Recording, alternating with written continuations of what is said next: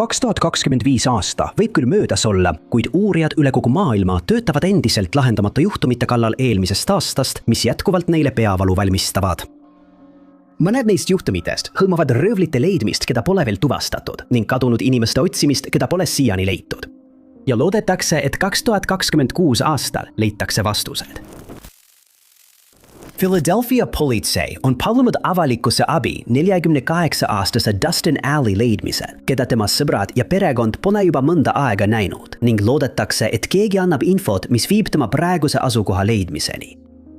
Dustin, keda tuntakse ka nimega Rahman, on Philadelphia linnas tegutseva ehitusfirma omanik ning ta on oma kohaliku mošee ustav liige.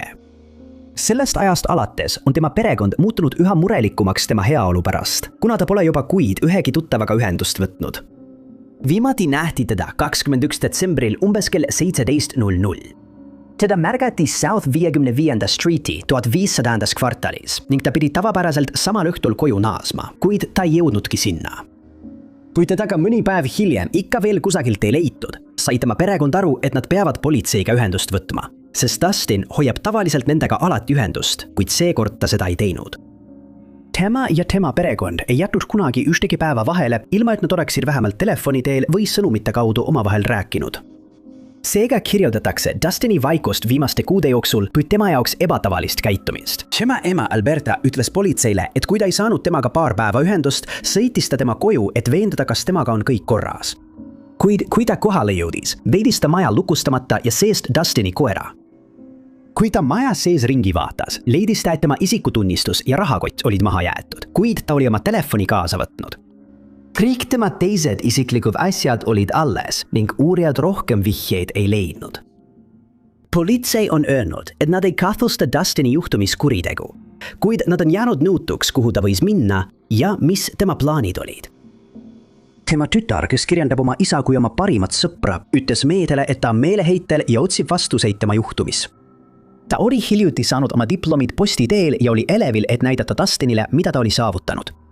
Ta pöördus ka otse tema poole, paludes tal võtta perega ühendust, kui ta näed nende avalikkusele tehtud üleskutseid teabe saamiseks. Lisaks on nende süda murtud, et nad peavad pühade aega tähistama ilma Dustinita, kes tavaliselt ei oleks kunagi jätnud kasutamata võimalust veeta see aastaaeg oma sõprade ja perega.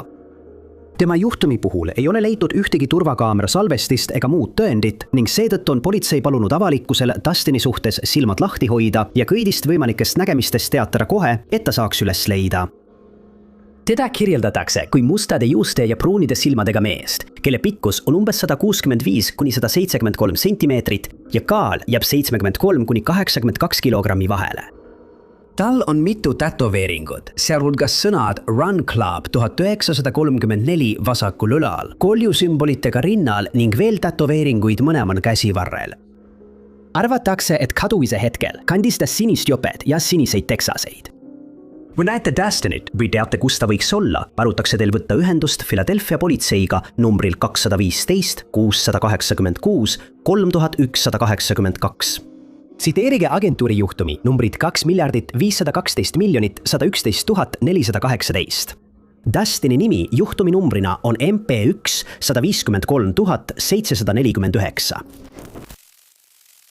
Mured 40-aastase Corinne Johanssoni tervise ja heaolu pärast kasvavad, kuna ta näib olevat kadunud pärast kummalist käitumist ning pole täpselt teada, millises vaimses seisundis ta tol päeval kodust lahkus. Selleks, et julgustada kõiki, kellel on teavet Corinne juhtumi kohta, sellest teada andma, pakutakse $1000 suurust preemiat. Kuid peaaegu 6 kuud pärast tema kadumise päeva pole sellist teavet saadud. Wisconsini osariigis Superiori politsei, mis on Corinne kodulinn, teatas, et 5. augustil 2025 võttis Corinne poeg nendega ühendust kell 9:30 hommikul. Ja ta ütles, et on hakanud muretsema tema käitumise pärast. Ta ütles, et Corinne oli rääkinud arusaamatult ja hakanud teadmata põhjusel asju mööda maja loopima. Ühel hetkel võttis ta riided seljast ega pannud neid enam tagasi selga. Kui politseinikud reageerisid, oli nad üllatunud, kui Corinne avas neile ukse ilma vastupanuta ja pärast temaga mõnda aega rääkimist kutsus ta nad sisse. Tema isa arvas, et see on halb mõte ja ütles seda ka välja, pärast mida Corinne sulges ukse ega avanud seda enam. Kutsuti kiirabi, kuna kardeti, et ta on vaimse tervise kriisis ja nad püüdsid temaga lukustatud ukse kaudu rääkida, kuid ei suutnud teda veenda, et ta laseks end üle vaadata. Leiti, et majas ei ole kellelegi füüsilist ohtu, seega otsustas politsei ust mitte jõuga avada. Kuid nad palusid perelt Corinne's mobiiltelefoni numbrid, kuid pere keeldus seda teavet jagamast. Sellegipoolest jäid uurijad mõneks ajaks maja juurde juhuks, kui neid peaks uuesti vaja minema. Kuid Corinne'i isa nõudis siis, et nad lahkuksid ja nii nad ka tegid. Juhtum võttis hiljem samal õhtul ootamatu pöörde. Umbes kell 18:55 võttis Corinne tütar ühendas politseiga, et teatada, et ema ei ole enam majas ja teda ei suudeta leida. Pere ütles kohale saabunud politseinikele, et ta lahkus majast umbes kell 15 ja ei olnud tagasi tulnud. Märgiti, et tema auto oli endiselt maja juures pargitud ning vaadati üle turvakaamerate salvestised, mis näitasid, kuidas Corinne hüppas välja maja teise korruse aknast. See oli viimane kord, kui teda nähti. Politseinikud said seejärel tema mobiiltelefoni numbri ning helistasid talle, kuid ei saanud vastust. Järgnevatel päevadel sai politsei teateid, et teda oli nähtud Duluthis, Elis, Ashlandis ja teistes Superiori piirkondades, kuid teda ei õnnestunud siiski leida. 11. augustil teatasid otsijad politseile, et olid leidnud Corinne'i nimele kuulunud retseptiravimi pudeli ja debetkaardi raudteerööbaste lähedalt North 28th Streeti juures. Selles piirkonnas kasutati otsinguteks ka drooni, kuid tulemusteta. Raudtee ligipääsutee lähedalt leiti jalajäljed, mis arvatavasti kuulusid Corinne'ile ja 17. augustil leiti tema mobiiltelefon raudteerööbaste lähedalt Superiori keskkooli piirkonnas. Kuid hoolimata sealsetest otsingutest ei leitud midagi. On korraldatud veel mitmeid otsinguid, kuid Corinne on endiselt kadunud. Teda kirjeldatakse kui pruuni juustega ja roheliste silmadega naist, kelle pikkus on 5 jalga 7 tolli ja kaal 130 naela. Kõiki, kes on Corinne'i näinud või saavad politseid aidata tema leidmisel, palutakse võtta ühendust Superiori politseiosakonnaga numbril 715 395 7234. Corinne'i perekond on loonud GoFundMe lehe ning kõik, kes saavad annetada tema otsingute toetuseks, võivad seda teha, külastades all olevat linki. Angela Jackson, 34-aastase Andrew Dumbrelli ema, on öelnud politseile ja meediale, et kardab oma poja elu pärast, kuna ta on leidnud tõendeid selle kohta, et keegi võis soovida talle halba enne tema kadumist. Andrew on pärit Windale'ist, mis on eeslinn Lake Macquarie linnas Newcastle'i piirkonnas Uus-Lõuna-Walesis, Austraalias. Viimati oli teada, et ta viidi Calvary Materi haiglasse pärast seda, kui selgus, et ta oli vaimses kriisis. Angela on hiljem avaldanud, et tal on diagnoositud skisofreenia ning tuleb märkida, et ta peab iga päev võtma ravimeid epilepsia vastu, mis on tekitanud täiendavaid muresid tema heaolu pärast. Juhtum sai alguse pärast seda, kui Andrew sai kodus olles kahjuks epilepsiahoo ning ta ütles, et ei tunne end vaimselt hästi. Tema õde Katie kutsus kiirabi, mis viis ta nimetatud haiglasse. Katie sõitis temaga koos haiglasse ja jäi tema kõrvale, kuni Andrew vastu võeti. Sel ajal ei suutnud ta selgelt rääkida ning vajas abi püstitõusmisel ja söömisel. Tema pere arvas, et ta jääb haiglasse mõneks päevaks, kuid nende üllatuseks teatati neile järgmisel hommikul, et Andrew oli nende teadmata haiglast välja kirjutatud. Pere pettumust suurendas veelgi see, et Angela palus haigla personalil konkreetselt mitte teda nii kiiresti välja kirjutada ning nad tunnistasid seda palvet, kuid hiljem eirasid seda. Talle anti väljakirjutamise dokumendid ja öeldi, et ta kasutaks neid bussi peale saamiseks, kuna tal polnud raha, et koju minna. Kui haigla valvekaamerate salvestisi kontrolliti, näitasid need, kuidas Andrew kõndis hoonest välja. Tema perekond on mures tema füüsilise tervise pärast, sest päeval, mil ta kaduma läks, olid piirkonnas väga kõrged temperatuurid. Tal polnud jalas ühtegi jalanõud ja ta saadeti haiglast ära isegi ilma joogita. Tunnistajad ütlesid politseile, et nad nägid Andrewt kadumise päeval umbes 7 miili kaugusel haiglast Warners Bay's. Selle piirkonna turvakaamera salvestis näitab, kuidas Andrew kõnnib üle Hillsborough Roadi ja läheb tihedasse võssa ning teda ei nähtud sealt enam kunagi välja tulemas. See piirkond otsiti põhjalikult läbi, kuid Andrews asukoha kohta ei leitud ühtegi vihjet. Tema pangakonto on jäänud passiivseks alates päevast, mida ta viimati nähti ja tema edasised liikumised pärast võssa sisenemist on endiselt teadmata. Tuleb märkida, et Andrew peab iga päev võtma teatud ravimeid, seega on ülioluline, et ta võimalikult kiiresti üles leida, et ta saaks vajalikke ravimeid ja ravi. Angela on hiljem teatanud, et leidis Andrews telefonist video, kus üks perele tuttav mees seisis tema kohal ja ütles talle, et kui ta tagasi tuleb, ta tapetakse. Video saadeti uurijatele, kuid pole avalikustatud, kas arvatakse, et see juhtum on seotud tema kadumisega. Tema perekond kirjeldab teda kui hallide juuste ja pruunide silmadega meest, kelle pikkus on umbes 163–165 sentimetri, keskmise kehaehitusega ja habenega. Kui ta tol päeval haiglast lahkus, kandis Andrew musta maikat ja rohelisi cargo livikesi pükse. Kui tead, kus Andrew asub või saad politseid õigele jäljele juhatada, palutakse sul võtta ühendust Lake Macquarie politseiosakonnaga numbril 02 49 22 8799 või Crime Stoppersiga numbril 1800 333 0000. See on alati muret tekitav, kui dementsusega inimene kaob seletamatult, sest tavaliselt leitakse nad segaduses ja ärevas seisundis ning neid võib olla raske enda eest hoolitseda seni, kuni nad leitakse. On arusaadav, et 78-aastase Robert Clay lähedased on tema heaolu pärast mures. Robert on pärit Chesterfieldist, Cheshire'i maakonnast New Hampshire'is, sest teda pole nähtud ega temast pole midagi kuulda olnud alates 2025. aasta juunist. 23. juuni õhtul pandi Robert oma kodus magama, kuid järgmise päeva varahommikul õnnestus tal omal käel majast välja minna ning siiani pole teada, kuhu ta läks. See polnud esimene kord, kui ta kodust kadus, kuid eelmistel kordadel oli ta alati kas leitud haigla erakorralise meditsiini osakonnast või oli ta ise koju tagasi tulnud. Alguses tundus, et ka seekord läheb samamoodi, sest Robert tuli samal päeval koju tagasi pärast seda, kui teda nähti Kliibtee ääres kõndimas, mis asub tema kodu lähedal. Kuid järgmisel hommikul oli ta jälle kadunud ega olnud koju tagasi jõudnud. Robert kuulutati kadunuks ja järgmiste päevade jooksul viis New Hampshire'i kalandus- ja jahiosakond läbi otsinguid.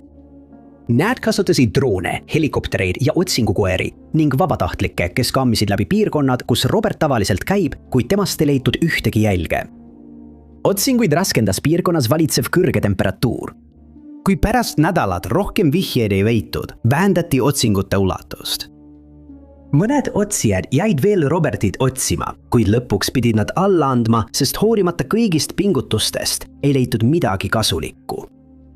Kohalik vabatahtlik droonioperaator ja teine Swansea linnast on teinud veel mitu õhuotsingut, kuid tulemusteta. Tema perekond on tänanud kõiki, kes on Roberti otsingutes osalenud, kuid nad on tema pärast üha rohkem mures, sest ta võib olla nooduse meelevallas ega suuda ise koduteed leida. Roberti foto on nüüd avalikkusele jagatud juhuks, kui keegi ta ära tunneb ning tema perekond on palunud piirkonna elanikel kontrollida oma kuure, garaaže ja muid kõrvalhooneid juhuks, kui ta otsustas varju otsida. Chesterfieldi ja Spaffordi piirkonna elanikke on samuti palutud üle vaadata oma turvakaamerate salvestised, juhuks kui Robert on neile peale jäänud, et tema viimased teadaolevad liikumised saaksid tulevaste otsingute jaoks kindlaks tehtud. Teda kirjeldatakse kui pruuni juustega ja roheliste silmadega meest, kelle pikkus on 5 jalga 5 tolli ja kaal 155 naela.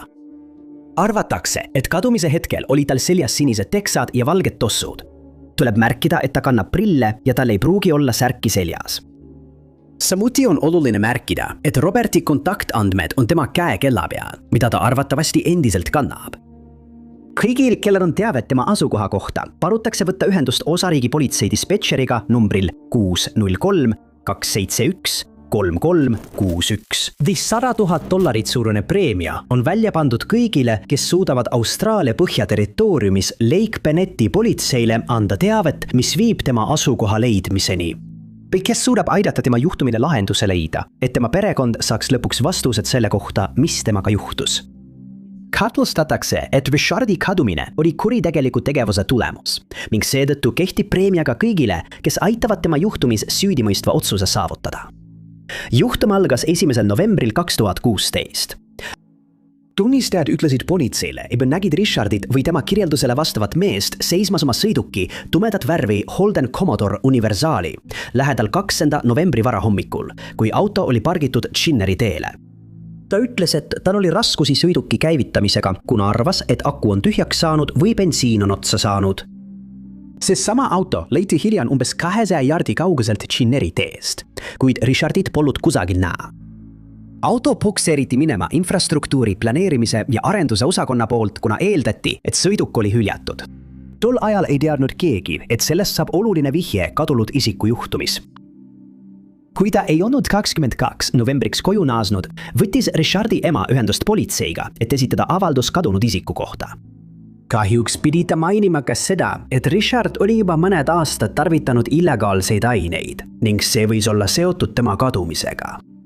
Ta suudis olla peaaegu 8 aastat puhas, kui ta oli suhtes oma laste emaga.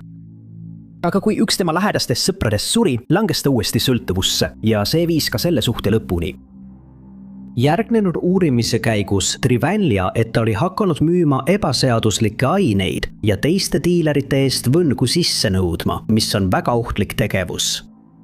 Selle kõige jooksul hoidis Richard alati oma perega ühendust ning ta rääkis oma emaga vähemalt kord nädalas. Ta külastas sageli oma vanemaid nende kodus, kuid viimati nähti teda seal selle aasta 24. oktoobril. On teada, et 1. novembril umbes kell 22:00 nägid teda Palmerstonis Rebecca King ja Liani Hewitt. Ta palus neilt raha kütuse jaoks ja umbes kell 22:08 sõitsid nad Palmerstoni tanklasse, kus Liani maksis tema kütuse eest. Seejärel viis ta mõlemad naised Rebecca koju ja lahkus siis oma autoga.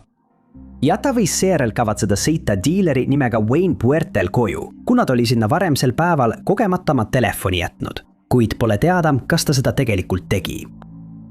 Auto uuriti tõendite leidmiseks ja viidi läbi mitu otsingut, kuid midagi kasulikku ei leitud, mis viitaks sellele, kuhu Richard oli läinud või mis temaga juhtus. Kohtunik juurdlus leidis, et tõenäoliselt ei ole ta enam elus, kuid pole teada, kas ta oli kuriteo ohver. Richardi perekond loodab meeleheitlikult, et tema juhtum lahendatakse, et nad saaksid lõpuks mingitki selgust, ning nad on pöördunud avalikkuse poole, paludes uut ja asjakohast teavet tema juhtumi kohta. Teda kirjeldatakse kui kiilaspäist pruuni silmadega meest, kelle pikkus on 170 centimeetri ja kehaehitus keskmine. Kõigil, kes saavad aidata tema juhtumi lahendamisele kaasa, palutakse võtta ühendust Crime Stoppers Austraaliaga numbril 1-800 333 0000. 1996 aasta septembris jõudis USA's esmakordselt eetrisse ülipopulaarne lastesaade Pokemon ning sellest ajast alates on see frantsiis muutunud üha populaarsemaks mitte ainult laste, vaid ka täiskasvanud fännide seas. Selle populaarsus tõi kaasa filmide loomise, mänguasjade tootmise, videomängude väljaandmise ja kogumiskaartide mängude leiutamise. Mõned neist kogumiskaartidest ei ole mitte ainult väga haruldased, vaid ka väga väärtuslikud. Näiteks Umbreon EX-kaart, millel on eriline illustratsioon, müüakse koguni $1100 eest. Samas kui Mega Charizard EX, millel on eriline illustratsioon, on väärt $600. Aga mõned kaardid on neist palju väärtuslikumad. Mõned Pokemoni kogumiskaardid on müüdud $100,000 eest. Üks konkreetne kaart, Pikachu Illustrator, müüdi oksjonil 2026 aastal uskumatult $92,000 eest, mis oli tol ajal maailmarekord. Loomulikult on nende kaardide fännid ja kollektsionäärid alati haruldasemate väljalasete jahil. Aga üks kurjategija Atlantas, Georgias otsustas kasutada teisi vahendeid, et saada endale mõned neist kaartidest. 2025 aasta novembris ja detsembris murti piirkonna mitmesse poodi sisse ning varas viis sealt nii palju Pokemoni kaarte kui võimalik. Ühe Kallu linna poe nimega One Up Games turvakaamerad suutsid vargateol tabada, kui ta varastas kaupa $4,000 väärtuses. Kaamera salvestis näitas meest, kes kandis mootorrattakiivrit ja sisenes poodi, kasutades seejärel kiivrit vitriinkappide purustamiseks, kus kaarte hoiti. Seejärel hakkas ta peotäite kaupa kaarte kokku korjama ja toppis need spordikotti. Poemanik avaldas hiljem, et mõned kaardid olid väärt lausa $675 tükk. Tese Duluthi poe nimega Top Card omanik teatas politseile, et neilt varastati $50,000 väärtuses Pokemoni kaarte. Ja selle poe turvakaamera salvestis on peaaegu identne esimese juhtumiga. Tol korral oli kuulda, kuidas süüdlane põgenes, uurijat arvates mootorrattaga. Ja järgmisena võttis Suwannee linnas asuva Catchback Cards poe omanik ühendust politseiga, et teatada, et keegi lõhkus poe esiklaasi ja põgenes seejärel $20,000–30,000 väärtuses kaartidega. Tag Collect Port Carrolltonis oli olnud avatud vaid 2 kuud, kui see samuti 2025 aasta detsembris rööviti. Port jäi segamini pärast seda, kui röövel murdis sisse ja varastas Pokemoni kaarte väärtuses $80,000–100,000. Et olukorda veelgi hullemaks teha, kahjustas röövel poe põrandat ja esijust, kui ta murdis ukse lahti haakekonksu kuuliga ning need tuli välja vahetada. Omanik ütles, et mõned kaardid on erakordselt haruldased ja ta ei suuda neid asendada. Endiselt pole selge, kas need röövid on omavahel seotud ja kas vastutab sama isik. Politsei on palunud kõigil, kellel on teavet, võtta ühendust oma kohaliku politseijaoskonnaga, et vargustes süüdi olev isik või isikud saaksid kohtu ette toodud. Louvre'i muuseum, mis asub Pariisis, Prantsusmaal, on üks maailma kuulsamaid ja hinnatumaid muuseume. See on kõige tuntum selle poolest, et seal asub Leonardo da Vinci Mona Lisa. Alates 1779. aastast oli see maan aga 4 aastat Napoleon Bonaparte'i magamistoas. Aastatel 1800–1804, pärast mida see tagastati. Museumis ei asu aga ainult kuulsad ja kaunid maalid. Museumis hoitakse palju ilusaid ja hindamatuid esemeid, sealhulgas ehteid, Egiptuse esemeid, skulptuure, antiikmööblit ja seinavaipu. Seetõttu meelitab muuseum igal aastal 100,000 külastajaid, kellest enamik on kas kunstihuvilised või ajaloolist linna külastavad turistid. 2025 aasta, 19. oktoobril sihtis grupp murdvargaid Louvre'i, mis oli tegu, mida keegi poleks osanud oodata, ning nad viisid kaasa mitu neist hindamatutest esemetest. Siseminister Laurent Nunez ütles meediale, et vargad suutsid kohe pärast muuseumi avamist korvtõstuki abil jõuda kindlasse ruumi muuseumis. 2 meest lähenesid seejärel hoonele platvormautoga ning korvtõstukid kasutati Apolloni rõdule jõudmiseks. Sealt edasi ei olnud neil sissepääsemisega eriti raskusi, kuna rõdult sisemusse viiv uks oli vana, logisev ja lukustamata. Järgmise 4 minuti jooksul suutsid nad lahti lõidata klaaskapid, milles olid hinnalised esemed, sealhulgas 2 Prantsuse kuninglikku tiaarat, mis kuulusid keisrinna Eugeniele, samuti smaragdist kõrvarõngad ja smaragd kaelakee, mis kuulusid kunagi keisrinna Marie-Louise'ile. Mitmed teised hindamatud esemed varastati, kuid keisrinna Eugeniele kuulunud kroon saadi tagasi pärast seda, kui üks röövlitest selle põgenedes maha pillas. Kui rööv oli lõpule viidud, üritasid vargad veoautot põlema panna, kuid nende katse ebaõnnestus.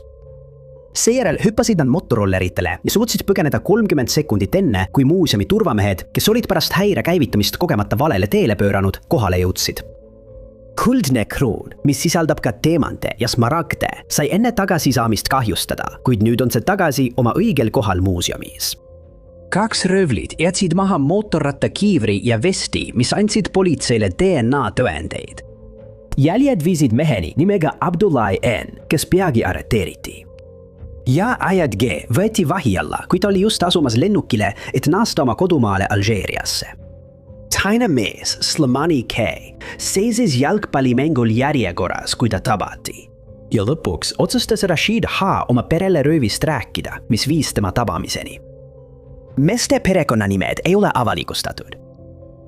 Hiljem tuli välja, et süüdlased kohtusid üksteisega Pariisi linnaosas ning pärast sinna naasmist peatusid nad, et oma ebaseaduslikku saaki vaadata, seistes samal ajal turvakaamera all. 4 meest olid tuntud kui pisikurjategijad ning seetõttu kahtlustatakse, et keegi teine palkas nad esemete varastamiseks, mille väärtus on üle $100 miljonit. Röövlid avaldasid seejärel, et nad olid palgatud 2 slaavi aktsendiga mehe poolt, kes maksid neile igaühele 15 000 naela, et rööv läbi viia. Nad keeldusid edasist teavet avaldamast, sealhulgas varastatud esemete asukohta, ning on arvatud, et need hindamatud esemed on juba lahti võetud ja mustal turul ostjatele maha müüdud.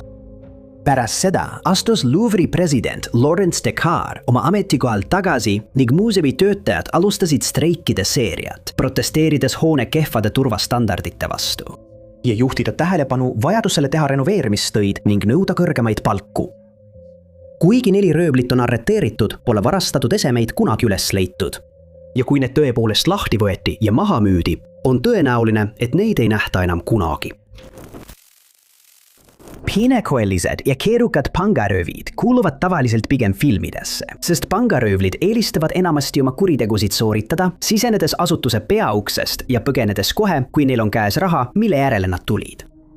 Aga nii ei olnud see 2025. Aasta jõulunädalavahetusel Saksamaal Gelsenkirchenis, kus murdvargad viisid läbi ühe viimaste aastakümnete kõige peenekoelisema röövi omataoliste seas.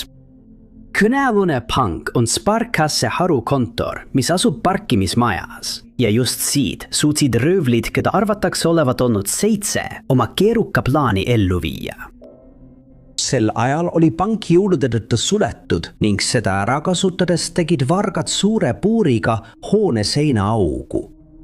Sealt liikusid nad edasi maa-alusesse seifiruumi, kus oli mitte ainult raha, vaid ka tuhanded pangaklientidele kuuluvad hoiukapid. 3000 neist kappidest avati jõuga ning kurjategijad võtsid endale ehteid, kulda, sularaha ja muid väärtuslikke esemeid, mille kogu väärtuseks hinnatakse umbes 30 miljonit eurot ehk 52 miljonit dollarit. Kahtlustatakse, et varastel oli eelnev teadmine hoone plaanist ning et röövi eel tehti mitu kuud ettevalmistusi. Puudutamata jäeti vaid umbes 5% hoiukappidest, tõenäoliselt seetõttu, et röövlid tundsid, et aeg hakkab otsa saama ja neil oli vaja põgeneda.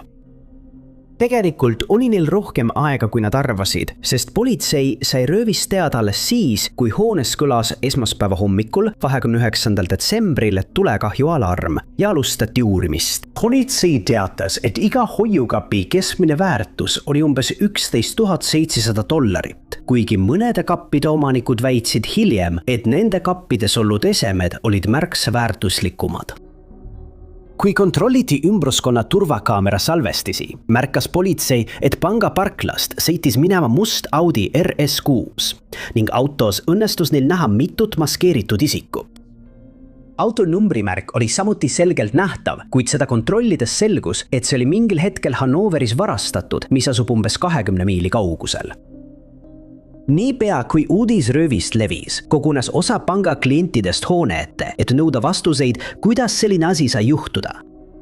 Mõned hakkasid panga töötajatele ähvardusi esitama, kuid rahvas rahustati lõpuks maha, samal ajal kui politsei otsis vihjeid hoones sees ja kõrvalasuvas parkimismajas. Iga klienti, keda rööv mõjutas, teavitati juhtunust kirjalikult ning loodi infotelefon, kus nad said töötajatega rääkida lahtimurtud seifiboksidest. Arvatakse, et röövi eest vastutas 5-7 inimest ning neid ei ole siiani tuvastatud. 4-5 kahtlusalusest, kes korraldasid röövi Bristolis, Inglismaal, tabasid turvakaamerad, samal ajal kui 5 on vahi alla võetud. Kuid politsei on palunud, et kõik, kes tunnevad ülejäänud 4 meest ära, võtaksid nendega ühendust. Üksikasju selle kohta, kuidas röövite grupp muuseumisse pääses, pole avalikkusele avaldatud ning uudis röövist tehti teatavaks alles 3 kuud pärast selle toimepanekut, kuna politsei ootas, kuni muuseumi töötajad selgitavad välja, mis oli varastatud. See polnud sugugi lihtne ülesanne, nagu hiljem selgus. Briti impeeriumi ja rahvaste ühenduse kollektsioonist oli kadunud koguni 500 eset, mis asusid hoiul muuseumi ühes väljaspool asuvas hoones, Cumberland Roadi. Seetõttu polnud need esemed tol ajal väljapanekul. Kui inventuur lõpuks lõpetati, selgus, et kadunud oli palju väärtuslikke esemeid, sealhulgas geoloogilisi eksponaate, loodusloo esemeid, nikerdatud elevandiluust artefakte, hõbe- ja pronkskujukesi, kaelakeesid, sõrmuseid, käevõrusid ning militaarseid esemeid, mille hulka kuulusid medalid, rinnamärgid ja märgid. Nende esemete väärtust pole avalikkusele avalikustatud, kuid arvatakse, et neil on märkimisväärne väärtus. Paljud neist esemetest on kultuuriliselt olulised mitte ainult Suurbritannias, vaid ka teistes riikides üle maailma, mis kuuluvad rahvaste ühendusse. Pärast röövi karmistati turvameetmeid muuseumis ja selle ladudes ning nende ümbruses. Kuid paljude arvates tuli see samm liiga hilja, sest kahju oli juba tehtud.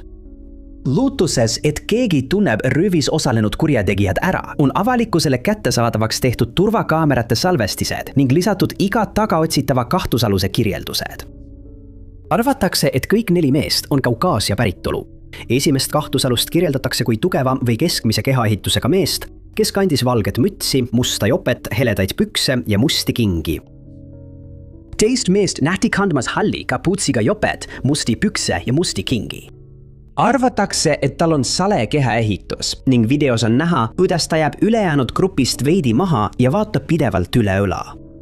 Kolmandat kahtlusalust kirjeldatakse kui tugeva kehaehitusega meest. Videos on näha, et tal on seljas must jope, roheline nokkmüts, valged jalanõud ja heledat värvi lühikesed püksid. Arvatakse, et ta on kunagi saanud vigastuse oma paremale jalale, kuna pärast röövi on näha, et ta lonkab selle jalaga. Viimane, 4. kahtlusalune kandis kahevärvilist oranži ja musta tuulajopet, musti pükse ja valgeid jalanõusid. Ta on tugeva kehaehitusega ja tänu turvakaamera asukohale on teada, et tal oli pealael suur kiilaslaik. Praeguseks on vahi alla võetud 41-aastane mees, kuid tuleb märkida, et ta arreteeriti varastatud kaupade käitlemise kahtluse, mitte otsese röövis osalemise eest. Üks segadust tekitav detail selles juhtumis on see, kuidas 4 meest suutsid varastatud 600 eset transportida, sest kaadrid näitavad neid tänaval kõndimas ilma spordikottide, konteinerite või millegi muud taolisega, mis oleks aidanud neil esemeid sündmuskohalt ära viia. Kui teie või keegi teie tuttavatest tunneb kaadritel olevaid mehi ära, palutakse teil võtta ühendust Crime Stoppersiga numbril 0800 555 111 või helistada hädaabi numbril 101, viidates juhtumi numbrile 522 526 9603. Enamik museumirööve planeeritakse hoolikalt kuud ette, kuid ühes sellise röövi, mis toimus Oakland Museum of California välises hoiuruumis, arvatakse olevat võimalusest ajendatud kuritegu. Rööv viidi läbi vaid 4 päeva enne eelmainitud Louvre'i muuseumi röövi, 15. oktoobril 2025. Pärast teil õnnestus muuseumisse sisse pääseda, pärast mida nad võtsid endale üle 1000 eseme. Nende hulka kuulusid põlisameeriklaste korvid, ajaloolised esemed ja ehted. Kuid röövlid olid selgelt huvitatud kõigest väärtuslikust, sest hoolest viidi ära ka mitu sülearvutit. Muude varastatud esemete hulka kuuluvad sõjalised mälestusesemed, poliitilised rinnamärgid, scrimshaw-esemed ja muud väärtuslikud esemed, mida ei pruugita kunagi asendada. Kuigi rööv pandi toime 15. oktoobri ööl, avastati vargus alles järgmisel hommikul. Kui muuseumi töötajad saabusid mujal asuvasse hoiuruumi, märkasid nad kohe, et midagi on valesti ja paljud seal hoitud esemed olid kadunud. Asja tegi veelgi hullemaks see, et ligi 1000 eset ei olnud võimalik üles leida, samal ajal kui 100 000 esemed jäid puutumata. Nende esemete rahalist väärtust pole võimud avalikustanud, kuid arvatakse, et muuseumi kahju on märkimisväärne. Võttis nädalaid aega, enne kui täpselt varastatud esemed suudeti tuvastada, mistõttu oli märkimisväärne viivitus röövi toimepaneku ja selle avalikuks tuleku vahel. Kindlustusmakheritele anti seejärel teada puuduvatest esemetest ning nad suutsid kindlaks teha varastatud esemete väärtuse. Loodetakse, et osa esemetest leitakse enne, kui vargad jõuavad need maha müüa.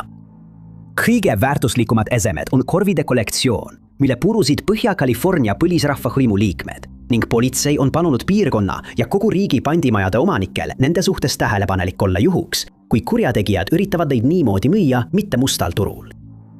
Teiste väärtuslike esemete hulka kuulub kivist ja metallist ehete kollektsioon, mille on loonud tuntud California kunstnik ning mitu scrimshaw-eset, mis on nikerdatud elevandiluust tükkidesse.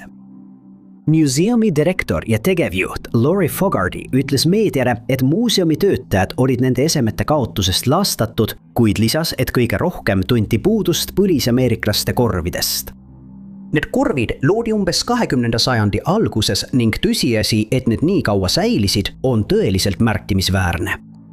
Nüüd kardetakse, et röövlid ei pruugi nende esemete väärtust mõista ning võivad need hoopis hävitada, selle asemel, et need muuseumile tagastada, kuhu need kuuluvad. See polnud ka esimene kord, kui Oaklandi muuseum oli sihtmärgiks. 2012 ja 2013 aastal varastati peahoone territooriumilt kullatükke ja teisi kullapalaviku ajastu eseneid. Kuid süüdlane saadi lõpuks kätte ja arreteeriti, enne kui talle määrati 4-aastane vanglakaristus. Praegu pole kahtlusaluseid tuvastatud, kuid politsei on palunud Kriegil, kellel on teavet röövi kohta, sellest teada anda, lootuses, et süüdlased tabatakse ning esemed saab enne kahjustamist või müümist muuseumile tagastada. 1799 aastal oli laste töölepanek tavaline nähtus, nii et keegi ei pidanud seda millekski eriliseks, kui Inglismaa puuvillavabriku esindaja saabus Londoni St. Pancras vaestemajja, otsides lapsi, kes täidaksid vabrikus teatud ülesandeid. Ta kinnitas, et kõik lapsed, kes otsustavad seal töötada, saavad hea kohtlemise osaliseks ning neil on võimalik oma peredele raha saata. Pakkumine, millest ei saanud keelduda, sest tööd oli vähe ja tavapärane tasu oli väga kehv. Tööle registreerus koguni 80 last ning nad allkirjastasid lepingud, mis kohustasid neid vabrikus töötama kuni 21-aastaseks saamiseni. Paljude jaoks tähendas see, et nad olid vabrikuga seotud kuni 14 aastat. Mitte ainult ei olnud palk palju väiksem, kui neil oli lubatud, vaid ka tööülesanded, mida neilt nõuti, olid äärmiselt ohtlikud. Paljud lapsed töötasid niidukorjajatena, mis tähendas, et nende ülesandeks oli roomata vabriku liikuvate osade all, et korjata üles maha kukkunud puuvill ja katkenud niidid. Neilt nõuti ka 12 tunnist tööpäeva ning sageli pidid nad pärast tööpäeva lõppu vabrikus edasi jääma, et puhastada kasutatud masinaid, samal ajal kui täiskasvanud töötajad said koju oma perede juurde minna. Paljud töötajad kaotasid lõpuks oma kuulmise masinate tekitatud müra tõttu. Ja kuna need tingimused nendes vabrikutes olid kohutavad, jäid paljud haigeks ega paranenud neist kunagi, sest nad ei saanud endale korralikku arstiabi lubada. Kuigi need kirjandused kõlavad meie jaoks täna õõvastavalt, oli selline kohtlemine kestnud aastakümneid ja oli tol ajal muutunud tavapäraseks. Võiks arvata, et nendes vabrikutes töötavad lapsed tegelesid aeg-ajalt vempudega, et oma mõtted viletsatest tingimustest eemale saada. Ja tõenäoliselt oligi see põhjuseks seletamatule sündmusele, mis leidis aset 1787 aastal Lancashire'i puuvillavabrikus. Selle aasta 15. veebruaril otsustas noor tüdruk, kes töötas vabrikus, teha ühe oma töökaaslasega vembu. Ta püüdis kinni hiire, kes ringi jooksis ja lasi selle lahti ühe naise lähedal, kes mõnede allikate järgi kartis närilisi surmani. Ta ehmus nii väga, et sai krambihoo, mis kestis tundide kaupa järjest. Lõpuks ta paranes ja saadeti koju puhkama, kuid see juhtum oli alles alanud. Järgmisel päeval tabasid veel 3 töötajat sarnased hood ilma igasuguse seletuseta. Ja sellele järgnenud päeval said veel 6 inimest krambihoo. Kuna nad ei teadnud, mida teha, sulgesid vabriku omanikud ettevõtte, kui piirkonna inimesed hakkasid spekuleerima, et vabrikus toimub midagi kurja kuulutavat. Kohale kutsuti doktor William St. Clair ja tema saabudes oli ta šokeeritud nähes, et 24 inimest kannatavad krambihoogude all. Mis tegi selle juhtumi veelgi kummalisemaks, oli asjaolu, et vähemalt 5 kannatanut töötasid 5 miili kaugusel asuvas tehases, kuid neil esinesid kuidagi samad sümptomid. Ta suutis olukorra kontrolli alla saada, rahustades patsiente ning jõudis järeldusele, et nad kannatavad mingisuguse hüsteeria või ärevuse all. Juhtumit ei suudetud kunagi täielikult selgitada ning siiani pole meil aimugi, kuidas ühe naise reaktsioon vempule kandus edasi vähemalt veel 30 inimesele, kellest mõned polnud isegi algsest juhtumist kuulnud.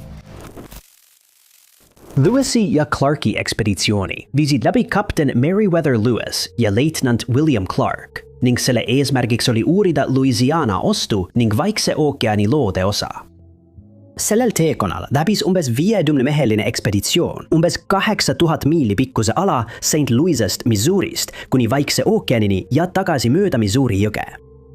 Tee peal tegid nad märkmeid erinevate loomade ja taimede kohta, mida nendes piirkondades leidus, samuti kirjutasid üles üksikasju kohalike elanike kohta, keda nad kohtasid. Race viis paljude erinevate taimede ja loomade avastamiseni, kuid selle lõpuks oli dokumenteeritud kokku 8 uut taime ja 12 looma, sealhulgas griislikaru ja preerikoer. Kui rühm viibis looduses, ei puudunud neil kunagi toit ega vesi, sest nad sattusid sageli tohutute piisonikarjade peale ning täiendasid oma toidulauda metsamarjade ja juurviljadega. Nende 2 aasta jooksul oli siiski ka raskemaid aegu, sest mõned liikmed kannatasid düsenteeria, puugihammustuste ja muude vigastuste all, kuid kõik jõudsid turvaliselt koju, välja arvatud üks mees, kes pimesoole põletiku tõttu tagasi ei jõudnud. Kõigi hinnangute kohaselt oli ekspeditsioon suur edu, sest rühm suutis nendes piirkondades ka mõne kohaliku hõimuga kontakti luua ja alustas diplomaatiliste suhete loomist nende pealikega. Kuid oli üks juhtum, mis jättis rühma nõutuks ja mida pole tänaseni suudetud seletada. 4. juulil 1805 kandsid nad oma paate ja varustust Great Fallsi piirkonnas ning otsustasid selle kuupäeva tähistamiseks hiljem õhtul pidusöögi ja tantsuga. Kuid niipea, kui nad kohale jõudsid, märkasid mehed kummalist heli, mis Lewisi päeviku järgi näis tulevat loode suunast. Ta kirjeldas seda kui umbes 6 naela suurtüki lasku meenutavat heli, kuidi nad ei suutnud selle allikat leida. Alguses, kui mõned mehed talle sellest helist rääpisid, arvas ta, et nad kuulsid tõenäoliselt kaugelt äikest, kuid kui ta tähelepanelikumalt kuulas, nõustus ta, et see meenutas tõepoolest suurtüki tuleheli. Kui need jõudsid tasandikule ja kuulsid heli veel 2 korda, otsustas ta umbes tunniks paigale jääda. Ta märkis, et päev oli pilvitu, seega välistas ta kiiresti äikese ning kompassiga määras ta ära suuna, kust helid tulid. Mõnikord kuulis ta pika aja jooksul 1 või 2 kõmakat, teinekord aga kostis 6 või 7 sellist heli järjestikku kiiresti. Lisaks võis neid helisid kuulda suvalisel ajal nii päeval kui öösel ning tundus, et neil polnud mingit loogikat ega põhjust. Ta meenutas, et Minotauri põlisameriklaste hõimuliikmed olid neist helidest rääkinud, kuid mehed ei võtnud nende väiteid tõsiselt enne, kui nad ise selle nähtusega kokku puutusid. Kuna neil oli kindel ajakava, ei olnud ekspeditsioonil aega uurimiseks, kuid hilisemad piirkonda külastanud rändurid teatasid samuti samade helide kuulmisest ning neid pole kunagi suudetud seletada. Rappy ja Jacki juhtumid on kahtlemata ühed ajaloo kuulsemad lahendamata kuriteod. Alates 1888. aastast, mil need kuriteod toime pandi, on ajaloolased ja kuritegude huvilised teinud kõik endast oleneva, et teha kindlaks, kes Rappy ja Jack tegelikult oli, kuid keegi pole suutnud lõplikult välja selgitada, kes ta oli. Aastate jooksul on välja pakutud palju kahtlusaluseid ja kuigi paljud neist vastavad kindlasti selle varjulise tegelase kirjeldusele, on praktiliselt võimatu tõestada, et just konkreetne isik oli süüdlane. Mitte ainult seetõttu, et see juhtus nii ammu, vaid ka lõplike tõendite ja tunnistajate puudumise tõttu. Need, kes uskusid end olevat süüdlast näinud, kirjeldasid teda kui umbes 5 jala ja 6 tolli pikkust ning korraliku välimusega meest. Samuti teatati, et oli 30 ja 40 aasta vanune. Tal oli väike pruul vunts ning ta kandis tumedat mantlit ja kas hirvejahimütsi või melonmütsi. Mitmed tunnistajad uskusid, et ta oli tõenäoliselt arst või mõnest sarnasest ametist ning paljud ajaloolased nõustuvad selle teooriaga tänu sellele, kuidas kuriteod toime pandi. Mees, keda vähemalt mõnda aega kahtlusalusena peeti, oli Thomas Cutbush, keda kirjandati kui kummalist isikut vägivaldse loomusega. On teada, et Ripperi kuritegude ajal nähti teda sageli Ida-Londoni Whitechapelis rindi jalutamas, kuigi ta elas Kenningtonis, mis asub linna lõunaosas. Ta töötas kontori ametnikuna ja kui Ripperi kuriteod algasid, hakkas Cutbushil ilmnema vaimse tervise probleeme. Mõnikord nähti teda pärast terve öö tänavatel uitamist koju naasmas ning mitmed tunnistajad nägid, et tema riided olid kaetud kas pori või bioloogilise materjaliga. Ühel hetkel hakkas ta väitma, et tema arst üritab teda mürgitada. Ja pärast advokaadi abi küsimist muutis ta meelt, kuna oli veendunud, et ka advokaat sepitseb tema vastu vandenõu. Sai selgeks, et tema vaimne tervis oli tõsiselt häiritud ja nii läks ta Lambethi kliinikusse, kuid üsna pea õnnestus tal põgeneda tänu hooldajale, kes ei pööranud tähelepanu. Ta kattis oma näo mudaga, et end varjata ja ründas keskööl raevuka kallaletungi käigus üht naist, põhjustades talle vigastusi. Ta arreteeriti tänu tunnistaja ütlustele, kuid teda ei saanud vangistada, sest ta tunnistati hullumeelseks. Ta saadeti Broadmoori vaimuhaiglasse, kus valvurite sõnul tundus ta uimane ja segane. Ta jätkas rääkimist vandenõust enda vastu ja keeldus mõnikord söömast, kuna uskus, et tema toidukallar oli käidud. Ta ähvardas paljusid teisi patsiente ja ründas ühel korral ilma põhjuseta valvurit. Pärast ema külastust 1903 aasta aprillis, kui ema üritas talle hüvasti jätuks musi anda, püüdis Cutbush teda kohe hammustada ja hakkas siis ilma põhjuseta tema vastu ähvardusi loopima. Mõnda aega kahtlustati, et just tema oli Rappy ja Jack. Mitte ainult seetõttu, et ta vastas kirjeldusele, vaid ka sellepärast, et kuriteod lakkasid kohe, kui ta asutusse saadeti. Paljud ajaloolased usuvad, et talle ei esitatud kunagi süüdistust nende kuritegude eest, kuna ta oli üleminspektor Henry Cutbushi õepoeg ja selline skandaal oleks võinud tema karjääri hävitada. Seda teooriat pole muidugi kunagi tõestatud ja kuigi me ei pruugi kunagi teada saada, kes oli Rappy ja Jack, on Cutbush kindlasti suurepärane kahtlusalune. Plasteg on Jaakobi-aegne perekonna häärber, mis ehitati Sir John Trevori jaoks 1610. aastal Põhja-Walesis Flintshire'is. Trevor elas selles majas kuni oma surmani 19 aastat hiljem ning pärast tema abikaasa Lady Margaret Trevori surma 1643 aastal jäi maja Inglise kodusõja ajaks tühjaks. Selle aja jooksul rüüstati hooned 2 erineval korral ning aastakümneid hiljem kasutati seda kohtumajana. Keegi ei asunud majja elama enne 20. sajandi algust, mil Trevorite perekond kinnistu tagasi sai ning teise maailmasõja ajal kasutati seda sõdurite laagrina. Sõja lõpus müüdi see oksjonifirmale ja muudeti laoruumiks, mille tõttu hoone seisukord kiiresti halvenes. 1950. aastal tehti ettepanek hoone lammutada, kuna see oli muutunud ohtlikuks, kuid seda ei tehtud. Ning 1986. aastal ostis selle Cornelia Bailey, kes maja taastas. Aastate jooksul sai maja aga halva kuulsuse seal aset leidnud kummaliste sündmuste ja nähtuste tõttu. Ning paljud inimesed uskusid, et see sai alguse Trevori tütre Dorothyle juhtunust. Ta oli armunud taluliku poega, kuid nagu arvata võis, ei kiitud tema vanemad heaks, et ta veetis aega madalama seisusega inimesega. Vanemad keelasid tal noormeest uuesti näha, kuid nad kohtusid salaja edasi ja otsustasid koos ära joosta. Mõne päeva jooksul viis Dorothy oma ehteid aeda, kus ta pani need karpi, mille ta mattis kaevu kõrvale. Lõpuks, öön enne seda, kui paar oli plaaninud põgeneda, läks Dorothy aeda, et võtta üles ehted, millega nad kavatsesid oma pulma eest maksta. Kahjuks libises ta ja kukkus kaevu ning piirkonna elanikud väidavad siiani, et kuulevad tema vaimu kõndimas mööda A541 maanteed, mis on mõisale kõige lähemal. Mõnel juhul peatavad juhid auto, kui nad mõistavad, et on kellelegi otsa sõitnud, kuid avastavad siis, et see kuju on salapäraselt kadunud. Noormees, kes ei saanud kunagi teada Dorothyl osaks saanud saatusest ja arvas, et naine oli ta lihtsalt maha jätnud, pidavat mõnikord selles piirkonnas ringi kõndima, hoolimata sellest, et ta suri sajandeid tagasi. Tunnistajad on kirjadanud ka Elizabeth Frances Trevor Roperi vaimu nägemist, kes elas üle traagilise sündmuse. Ta oli sellesse mehesse armunud, kuid tema perekond otsustas, et tuleb pidada duell, et otsustada, kas ta peaks abielluma selle mehe või kellegi teisega. Mees, keda ta armastas, kaotas duelli ning teda nähakse sageli jooksmas lohutamatu Elizabeth Frances Trevor Roperi vaimu järel, hoides oma õlahaava kinni.